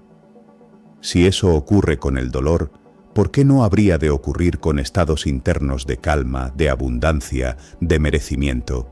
El problema es que nos enseñaron a revivir escenas oscuras con todo el cuerpo, pero nos cuesta darle el mismo compromiso emocional a las escenas luminosas. A veces, incluso, nos da vergüenza, como si sentirnos bien por algo que todavía no ha llegado fuera una falta de respeto a nuestra propia historia. Te voy a compartir una historia que podría ser también un espejo de la tuya, aunque los detalles sean otros. Durante mucho tiempo, esta persona escuchó sobre visualización como si fuera una receta. Imagina lo que quieres, míralo en tu mente, siéntelo como real. Lo entendía, pero no lograba que le funcionara.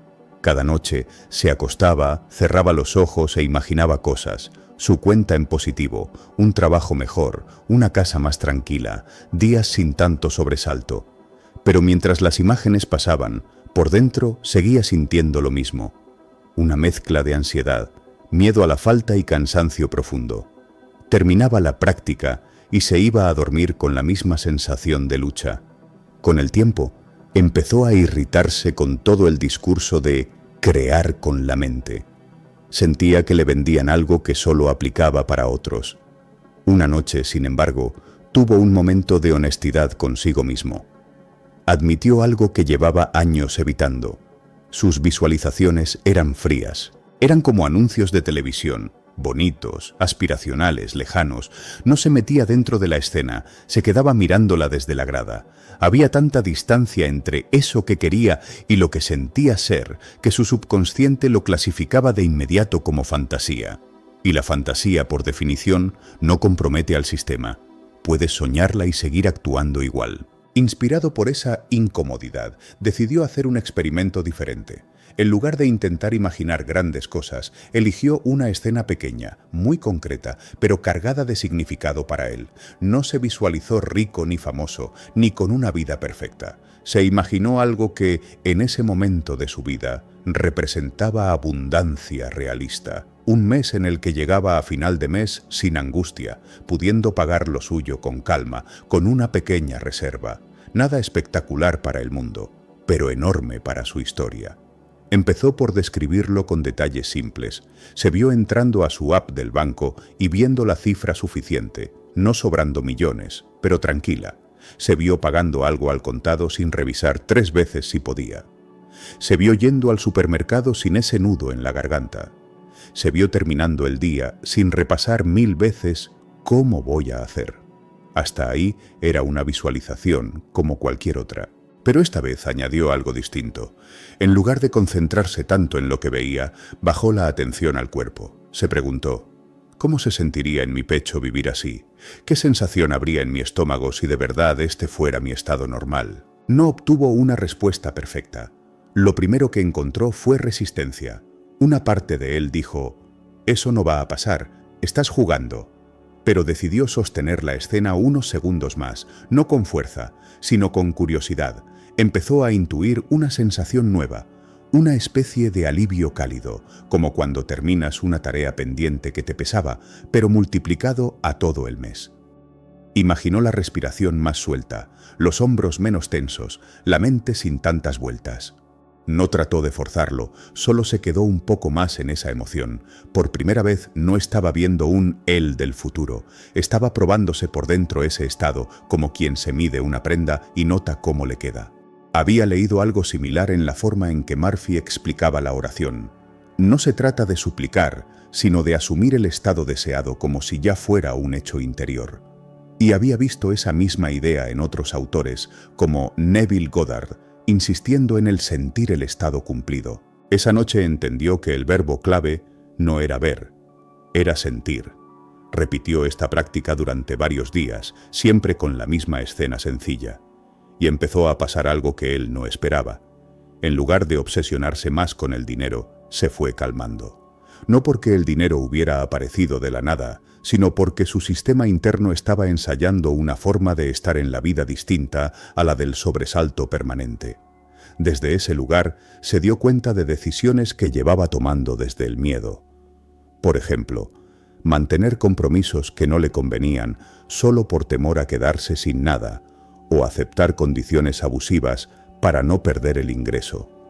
Al sentir en su cuerpo cómo sería vivir con un poco más de estabilidad, se le hizo más evidente qué cosas concretas estaban saboteando esa estabilidad.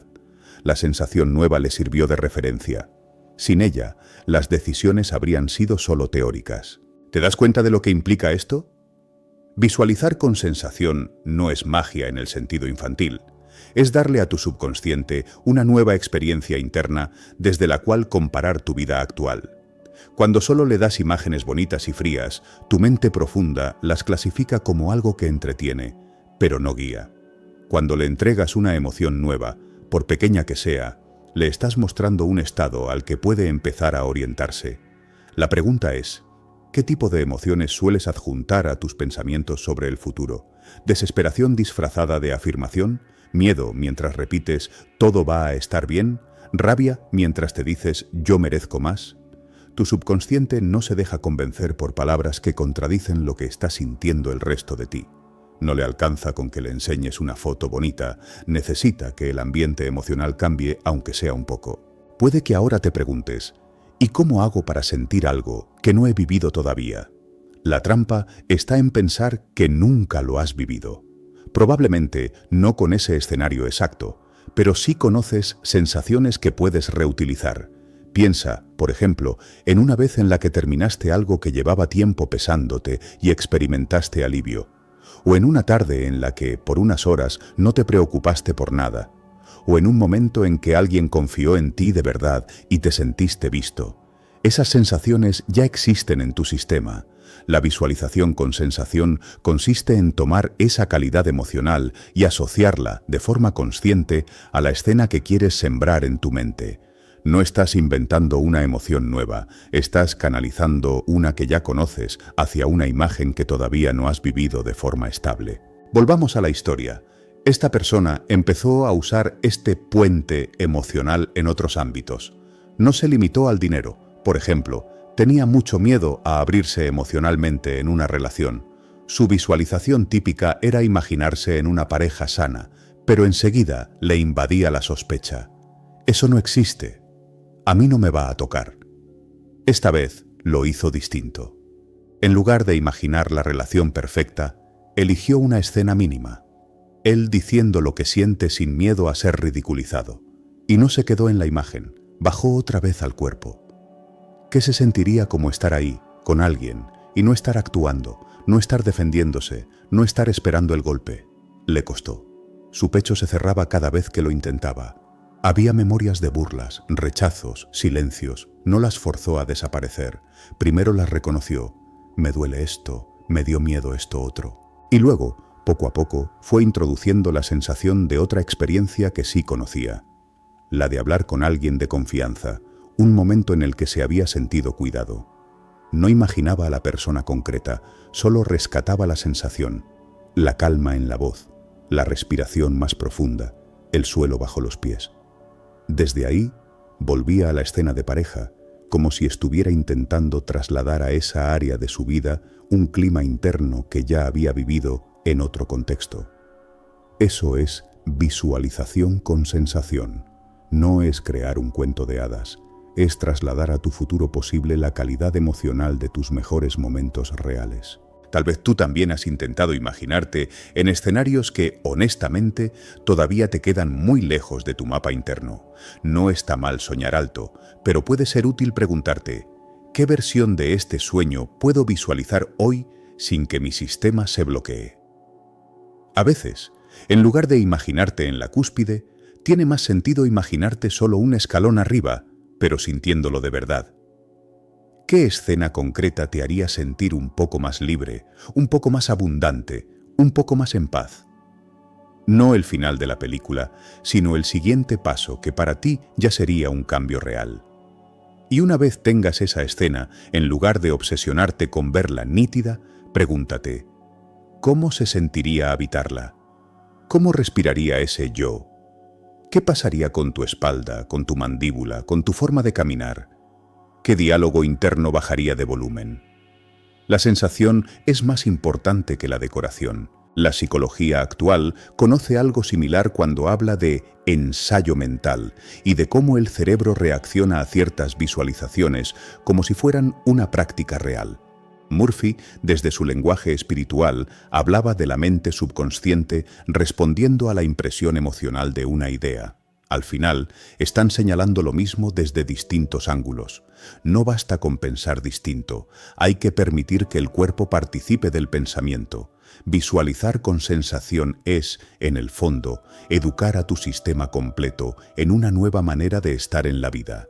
Y eso lleva tiempo. No se logra en 2 sesiones, ni debe convertirse en una obligación. No estás haciéndolo para convencer a un Dios caprichoso, lo estás haciendo para reeducar a tu mente que se acostumbró a vivir en alerta y en carencia. 8. Actúa. Como si ya fuera. El método de la asunción, sin fantasear. Hay una parte de ti que ya está cansada de escuchar la frase «actúa como si ya lo tuvieras». Lo has visto en videos, en libros, en frases motivacionales, y muchas veces te ha sonado vacío, incluso irresponsable, porque tú conoces la otra cara, cuentas por pagar, ansiedad por el futuro, una historia que no se borra repitiendo palabras bonitas. Y desde ahí, cuando alguien te dice, solo asume que ya es, por dentro respondes, fácil decirlo, difícil vivirlo. Y tienes razón, si él actúa como si, se queda en teatro, en apariencia, en forzar una actitud que no está respaldada por nada interno, lo que produce no es magia, sino más cansancio y más autoengaño. Lo que Joseph Murphy y autores como Neville Goddard planteaban con la asunción no iba de fingir hacia afuera, sino de adoptar por dentro la posición de alguien que ya está en el estado deseado y desde ahí pensar, decidir, hablar y moverse de forma coherente. No se trata de decir soy abundante mientras vives y decides como alguien que sigue obedeciendo al miedo. Se trata de preguntarte con honestidad, si ya fuera esa persona que quiero ser, ¿qué dejaría de hacer? ¿Qué ya no toleraría? ¿Cómo me trataría hoy? Actuar como si ya fuera no es fantasear con una versión idealizada de ti. Es elegir cada día, en cosas pequeñas y concretas, a favor de la identidad que estás reclamando. Y eso, cuando se hace genuinamente, se siente menos como un show y más como un cambio silencioso de postura interna. Imagina a alguien que lleva años repitiéndose que quiere salir de pobre, pero cuya identidad sigue siendo la del que está siempre al borde, pidiendo disculpas por existir. Trabaja mucho, sí, pero decide desde la urgencia, acepta cualquier trato, aguanta humillaciones, deja para después su salud, sus relaciones, su descanso. Si le preguntas qué quiere, te puede describir una vida más amplia, pero si le miras el día a día, verás que casi todo lo que hace refuerza la idea de que es alguien que aún no merece estar bien. Ha leído sobre la ley de la asunción, ha escuchado a Neville decir que debes sentirte ya en el final cumplido, ha subrayado frases de Murphy sobre el poder del yo soy, pero cuando intenta aplicarlo, se queda bloqueado. Se dice yo soy próspero, y por dentro una voz le responde no te mientas. Se visualiza con calma y se siente impostor. Un día decide, sin embargo, que quiere probarlo de un modo diferente, menos teatral y más honesto. En lugar de imaginarse multimillonario de la noche a la mañana, se pregunta, ¿cómo se comportaría hoy alguien que ya ha salido de la supervivencia? ¿Qué pequeñas decisiones tomaría distinto? Y ahí empieza de verdad la asunción, no en la idea enorme, sino en los gestos inmediatos. Descubre, por ejemplo, que alguien que ya no vive desde la escasez probablemente no se hablaría todo el día como un fracaso. Se da cuenta de que, si fuera esa persona que imagina, no se diría «yo no sirvo», «yo siempre la embarro», «yo soy un caso perdido» cada vez que algo se complica. Entonces, sin hacer anuncios al mundo, decide una primera asunción, actuar como si ya fuera alguien que merece respeto en su propio diálogo interno. Y eso se traduce en algo muy concreto. No se insulta cuando comete un error, se corrige. Deja de usar su nombre pegado a maldiciones. Las ganas de hacerlo siguen ahí, el hábito está vivo, pero ahora tiene un criterio nuevo. Si ya fuera esa versión mía más abundante, no me trataría así. Esa pregunta actúa como filtro. No está fantaseando, está tomando una decisión alineada con un yo que elige habitar. Al mismo tiempo, mira su relación con el dinero. Antes, cada vez que cobraba algo, lo gastaba enseguida en cosas que le calmaban el vacío del momento, porque en su identidad estaba escrito: todo se va, mejor disfrutar mientras está. Si ya fuera alguien estable, se dice, no huiría del dinero que pasa por sus manos, lo gestionaría. Entonces, no se obliga a ahorrar la mitad de su sueldo ni a hacerse un plan perfecto. Empieza por un movimiento pequeño pero simbólico. Cada vez que ingrese dinero, separará una cantidad mínima, aunque sea ridícula, en un lugar distinto. No para hacerse rico, sino para enseñarse a sí mismo que es capaz de retener, no solo de sobrevivir al día a día. Esa acción, vista desde fuera, puede parecer insignificante, pero desde dentro es una declaración. Actúo como el tipo de persona que cuida, aunque sea poco, lo que recibe. Esa es la asunción aplicada, no una sonrisa forzada diciendo «yo ya soy abundante», mientras todo lo demás desmiente esa frase. Quizá tú también has sentido esta tensión entre querer creer que ya es y sentir que estás fingiendo. Has intentado caminar como rico, hablar como alguien seguro, subir fotos intentando parecer una versión de ti que aún no encarnas, y luego te has cuestionado si no te estás vendiendo humo. La clave está en desde dónde lo haces. Fantasear es querer saltar directamente al resultado sin asumir el carácter, los límites y la responsabilidad de esa versión tuya. Asumir, en el sentido profundo, es tomar sobre ti el peso y la coherencia de esa identidad, incluso cuando todavía no tienes todas las evidencias externas. ¿Quién serías si de verdad te supieras valioso, aunque aún no tengas el dinero que quieres, aunque tu trabajo actual no sea el ideal, aunque nadie te aplauda? ¿Qué conversaciones ya no sostendrías? ¿Qué dinámicas dejarías de tolerar? ¿Qué hábitos empezarías a cultivar, aunque nadie más lo entendiera? El método de la asunción te coloca justo ahí, en la incomodidad de actuar como tu yo cumplido, en un entorno que todavía te trata como tu yo antiguo. Y ahí es donde muchos abandonan, porque quieren que el mundo cambie primero para sentirse autorizados a cambiar ellos. Pero es al revés. Vuelve un segundo a esta persona. Durante años, su cuerpo se acostumbró a la postura de pedir perdón. Hombros caídos, mirada que evita sostenerse demasiado, manera de hablar que minimiza sus propios logros. Un día, leyendo a Neville, se topa con esta idea. El mundo te refleja quién tú asumes ser. No quién dices que eres, sino quién realmente sostienes internamente. Esa frase no lo ilumina de golpe, pero le pica. Empieza a observar qué asume de sí mismo cuando entra a una reunión de trabajo. Antes de cruzar la puerta, la frase automática es «Ojalá no piensen que no sé». En su mente ya está por debajo. No llega como alguien que aporta, llega como alguien que pide permiso. Desde esa asunción, su comportamiento es coherente. Habla menos, sus ideas salen a medias, su voz tiembla, y cuando la reunión termina, se juzga con dureza. El reflejo parece confirmarle. «¿Ves? No vales tanto». Pero en realidad fue la asunción inicial la que coloreó todo. Entonces empieza a probar algo nuevo, muy sutil. Antes de entrar a una reunión, se detiene unos segundos y asume conscientemente que tiene algo de valor que ofrecer. No se dice que es el mejor, ni se infla artificialmente, solo afirma internamente, yo pertenezco aquí, mi punto de vista importa. Esa sensación la acompaña con el gesto físico de enderezar un poco la espalda y respirar más profundo. No se trata de pose de poder, sino de sacar a su cuerpo del hábito de encogerse. Entra a la reunión y decide actuar desde ahí. Si piensa algo útil, lo dice. Si no entiende, pregunta sin pedir disculpas por preguntar. No porque se sienta 100% seguro, sino porque está ensayando ser la persona que ya no negocia con su propio valor. Ese día no lo nombran jefe ni su sueldo se multiplica, pero algo cambia. Al salir por primera vez, no tiene la sensación de haberse traicionado. Y eso es un tipo de abundancia que no siempre se reconoce. Joseph Murphy hablaba de la importancia de vivir desde el final en la mente. No como quien se evade de su realidad, sino como quien instala un punto de referencia nuevo. El final no es una escena de película, es un estado de conciencia.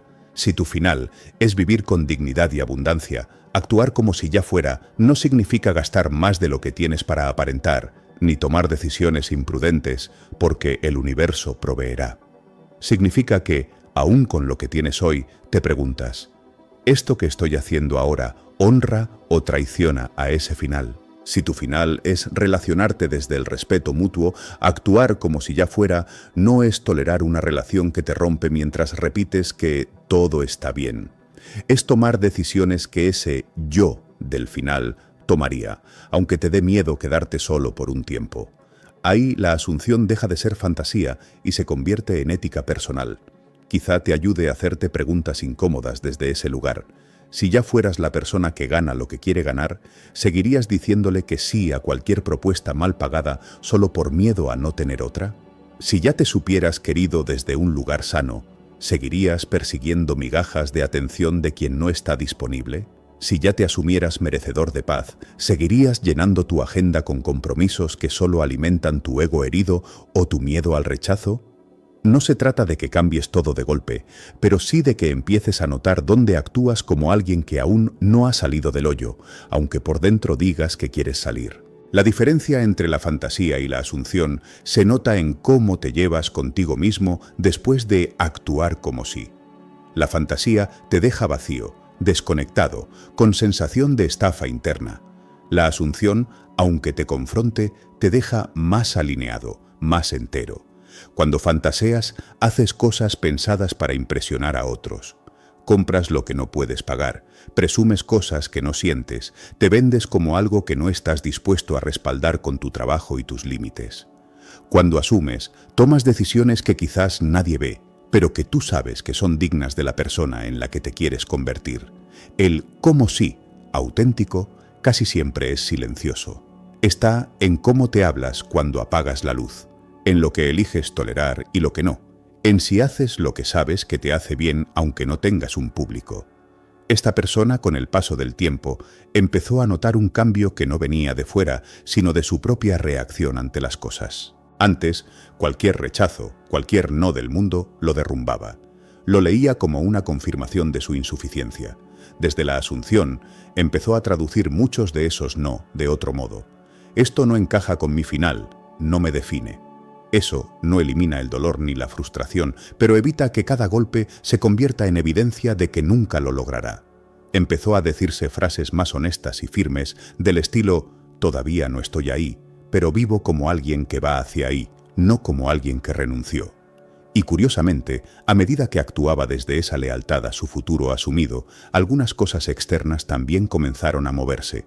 Aparecieron oportunidades que antes no veía, se animó a negociar donde antes callaba, se alejó de entornos donde solo sobrevivía y entró en otros donde se sentía retado a crecer. No por magia instantánea, sino porque su manera de estar en el mundo había cambiado. Puede que en este punto te preguntes si no hay un riesgo de volverte rígido, de exigirte actuar siempre como el ideal y terminar agotado. Ese es otro matiz importante. El método de la asunción no es una prisión, es una dirección. No vas a encarnar de un día a otro a tu yo del final. Te vas a caer en viejos patrones, vas a reaccionar desde el miedo, vas a tener días en los que la escasez te gane. La diferencia es que ahora tienes un criterio al cual regresar. ¿Desde qué versión de mí estoy respondiendo? En vez de usarte esto como garrote, úsalo como brújula. Cuando te veas actuando como el de antes, en lugar de insultarte, puedes simplemente reconocerlo. Hoy volví a decidir desde el miedo y, a partir de ahí, preguntarte, ¿qué haría diferente la versión de mí que sí confía? Quizá no puedas cambiar lo que ya hiciste, pero sí puedes ajustar el siguiente paso. Eso también es asumir, no rendirle culto a tus errores como si fueran tu identidad.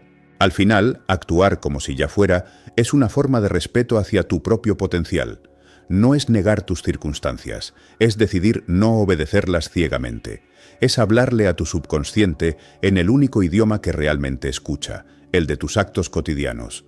Puedes decirle 1000 veces que eres abundante, pero lo que lo convence es verte decir que no a lo que te rebaja, verte cuidar lo que tienes, verte elegir espacios que te sostienen en lugar de los que te usan. 9. Sellar el nuevo reflejo. Rutinas, gratitud y fe.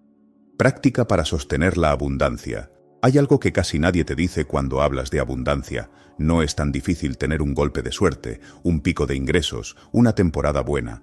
Lo verdaderamente desafiante es sostenerlo sin sabotearlo, sin volver corriendo al viejo reflejo, sin sentir que no es para ti y buscar, sin darte cuenta, la forma de regresar a lo conocido.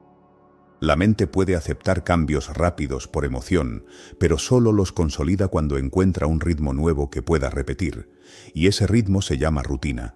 No rutina como cárcel, sino como camino trazado para que no tengas que inventarte de cero todos los días quién eres. Joseph Murphy insistía en la importancia de impregnar diariamente el subconsciente con las imágenes y emociones adecuadas, no como un acto esporádico, sino como una disciplina interior. Lo que quieres sellar no es solo una idea de abundancia, es un nuevo modo de verte a ti mismo y de estar en la vida.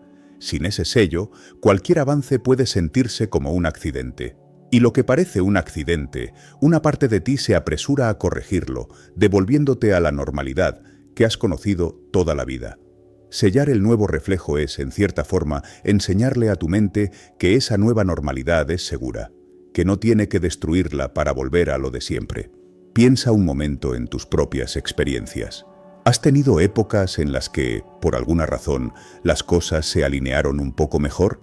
Quizá ganaste más dinero, o te sentiste más tranquilo, o viviste una relación más sana. ¿Qué pasó después? ¿Lograste integrar esa experiencia como un nivel nuevo a partir del cual seguir creciendo, o una parte de ti sintió que era demasiado y con el tiempo encontraste formas de volver a tu antiguo punto de partida? Tal vez no lo hiciste conscientemente, pero aceptaste cosas que te drenaban, dejaste de cuidar lo que tenías, bajaste la guardia con tus decisiones, te hablaste como siempre, y el reflejo volvió. No porque la vida sea cruel, sino porque la mente tiende a regresar a lo que reconoce como hogar, aunque ese hogar sea estrecho. Sostener un reflejo más amplio requiere algo más que un deseo fuerte. Requiere una especie de entrenamiento suave, diario, que estabilice el cambio. Te voy a hablar de alguien que casi pierde ese nuevo reflejo por no saber sostenerlo. Esta persona venía de años de escasez mental y material, ya te la puedes imaginar. Cuentas apretadas, horas de trabajo largas, preocupación constante, esa sensación de estar siempre corriendo detrás de la vida. Después de un proceso interno serio, se abrió una puerta, una oportunidad laboral mejor, un proyecto que cuajó, una racha en la que entró dinero que antes solo imaginaba. Fue un alivio enorme. Por primera vez en mucho tiempo, pudo pagar deudas, ponerse al día, respirar. Pero apenas pasó la emoción inicial, apareció algo que no esperaba. Miedo. No el miedo a perderlo todo de golpe, sino un miedo más difuso, más íntimo. Como si esa nueva estabilidad lo pusiera en un lugar desconocido. Empezó a sentirse raro al decir, no estoy tan mal. En reuniones con amigos se sorprendía minimizando sus avances por temor a generar distancia. Cuando veía su cuenta un poco menos vacía, una voz interna murmuraba, esto no va a durar, acostúmbrate.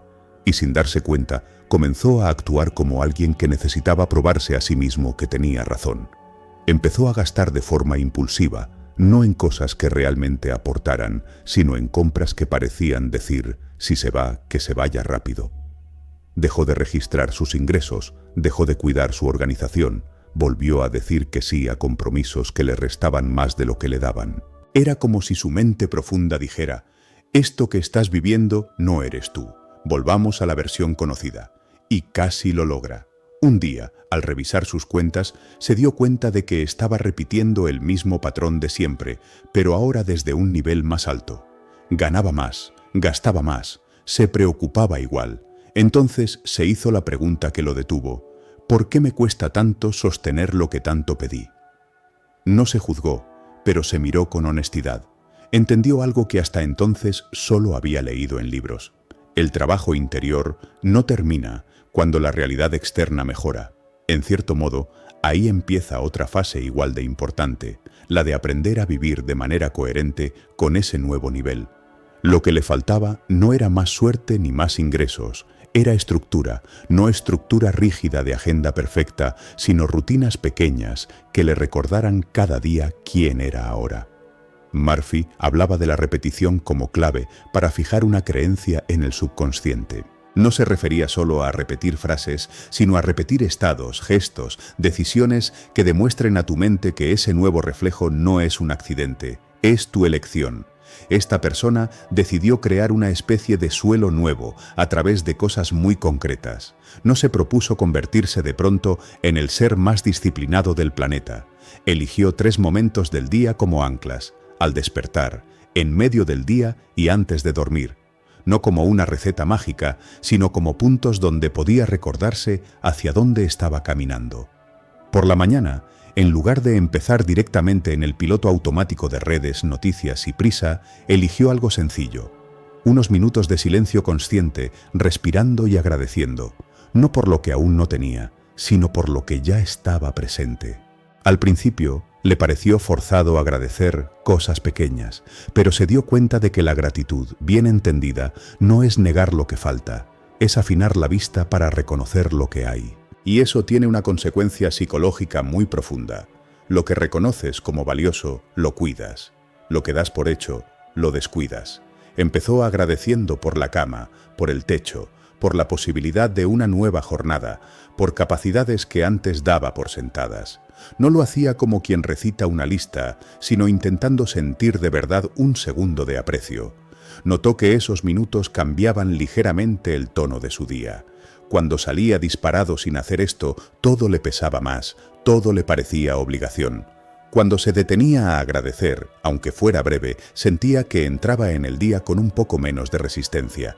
Y la resistencia, cuando baja, da paso a más apertura para ver oportunidades, para escuchar, para decidir sin tanto ruido. En la mitad del día eligió otra rutina: revisar cómo estaba usando su energía. No en términos místicos, sino claros.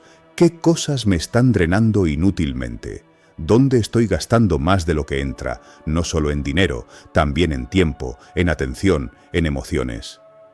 A veces la respuesta era incómoda. Se daba cuenta de que seguía invirtiendo demasiado en conversaciones que no llevaban a nada, en quejas repetidas, en comparaciones inútiles. Otros días la respuesta era más amable. Reconocía avances, decisiones diferentes. Pero el hecho de mirar le impedía caer de nuevo en la inconsciencia total. Por la noche cerraba el día de forma distinta a antes. Había sido de los que se dormían con el teléfono en la cara, rumiando problemas. Ahora se proponía un balance breve. ¿Qué hice hoy que fue coherente con la abundancia que quiero sostener y qué no? No para torturarse, sino para ajustar. Si encontraba algo muy en contra, en lugar de insultarse, se decía: esto es parte del reflejo viejo, mañana tengo la oportunidad de elegir distinto. Y, antes de dormir, hacía algo inspirado directamente en Murphy. Entregaba el día a su mente subconsciente con una imagen sencilla de bienestar, pidiendo internamente guía para seguir alineándose con su mejor versión. No eran oraciones perfectas, eran diálogos honestos. La gratitud, en este contexto, empezó a jugar otro papel. Al principio, la confundía con conformismo, como si agradecer lo que tenía fuera renunciar a mejorar. Pero poco a poco entendió que la gratitud no te encadena al lugar donde estás, te enseña a mirarlo sin odio. Y desde ahí, paradójicamente, es más fácil moverse, porque cuando odias tu vida por completo, te es difícil cuidarla, organizarla, tomar decisiones claras. Todo se siente como una carga que quieres lanzar lejos. Cuando empiezas a ver aspectos valiosos, incluso dentro de una realidad imperfecta, tu mente se vuelve más capaz de construir sobre lo que hay, en lugar de querer derribarlo todo de golpe. ¿Cómo te llevas tú con la gratitud? ¿La vives como una reprimenda? ¿Deberías agradecer más, mira que otros están peor? ¿O como una herramienta que te permite dejar de mirar tu vida solo desde la falta? ¿Eres capaz de agradecer sin sentir culpa por lo que aún no está resuelto? La fe práctica se parece mucho a esto. No es cerrar los ojos a lo que duele, es atreverse a creer, en medio de lo que hay, que tu vida no se reduce a tus problemas, que hay algo más grande moviéndose contigo, llámalo como quieras. Dios, vida, mente universal. Murphy veía la fe como una convicción interna de que el bien es posible y disponible, y de que la mente subconsciente responde mejor cuando confías que cuando te desesperas. Pero esa fe no se sostiene solo en ideas. Necesita pruebas diarias, por pequeñas que sean. Esta persona empezó a dar pequeñas pruebas de fe práctica. Por ejemplo, cuando recibía un dinero que antes habría guardado con una mezcla de avaricia y miedo, ahora apartaba intencionalmente una parte para un propósito que le importara, aunque fuera una cantidad modesta. No lo hacía para comprar bendiciones, sino para salir del patrón de todo es para apagar incendios. Quería enseñarle a su mente que también podía usar el dinero para construir, para sembrar, no solo para sobrevivir.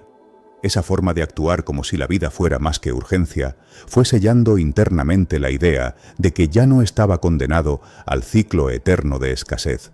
En otro nivel, su fe práctica se manifestó en cómo manejaba los momentos de caída. Antes, cualquier tropiezo era leído como sabía que no lo iba a lograr y era la excusa perfecta para abandonar toda rutina. Ahora se permitía tener días malos, pero no dejaba que se convirtieran en meses malos sin revisar qué estaba pasando. Si en una semana caía en gastos impulsivos o en pensamientos de catástrofe, en lugar de rendirse, regresaba a sus anclas.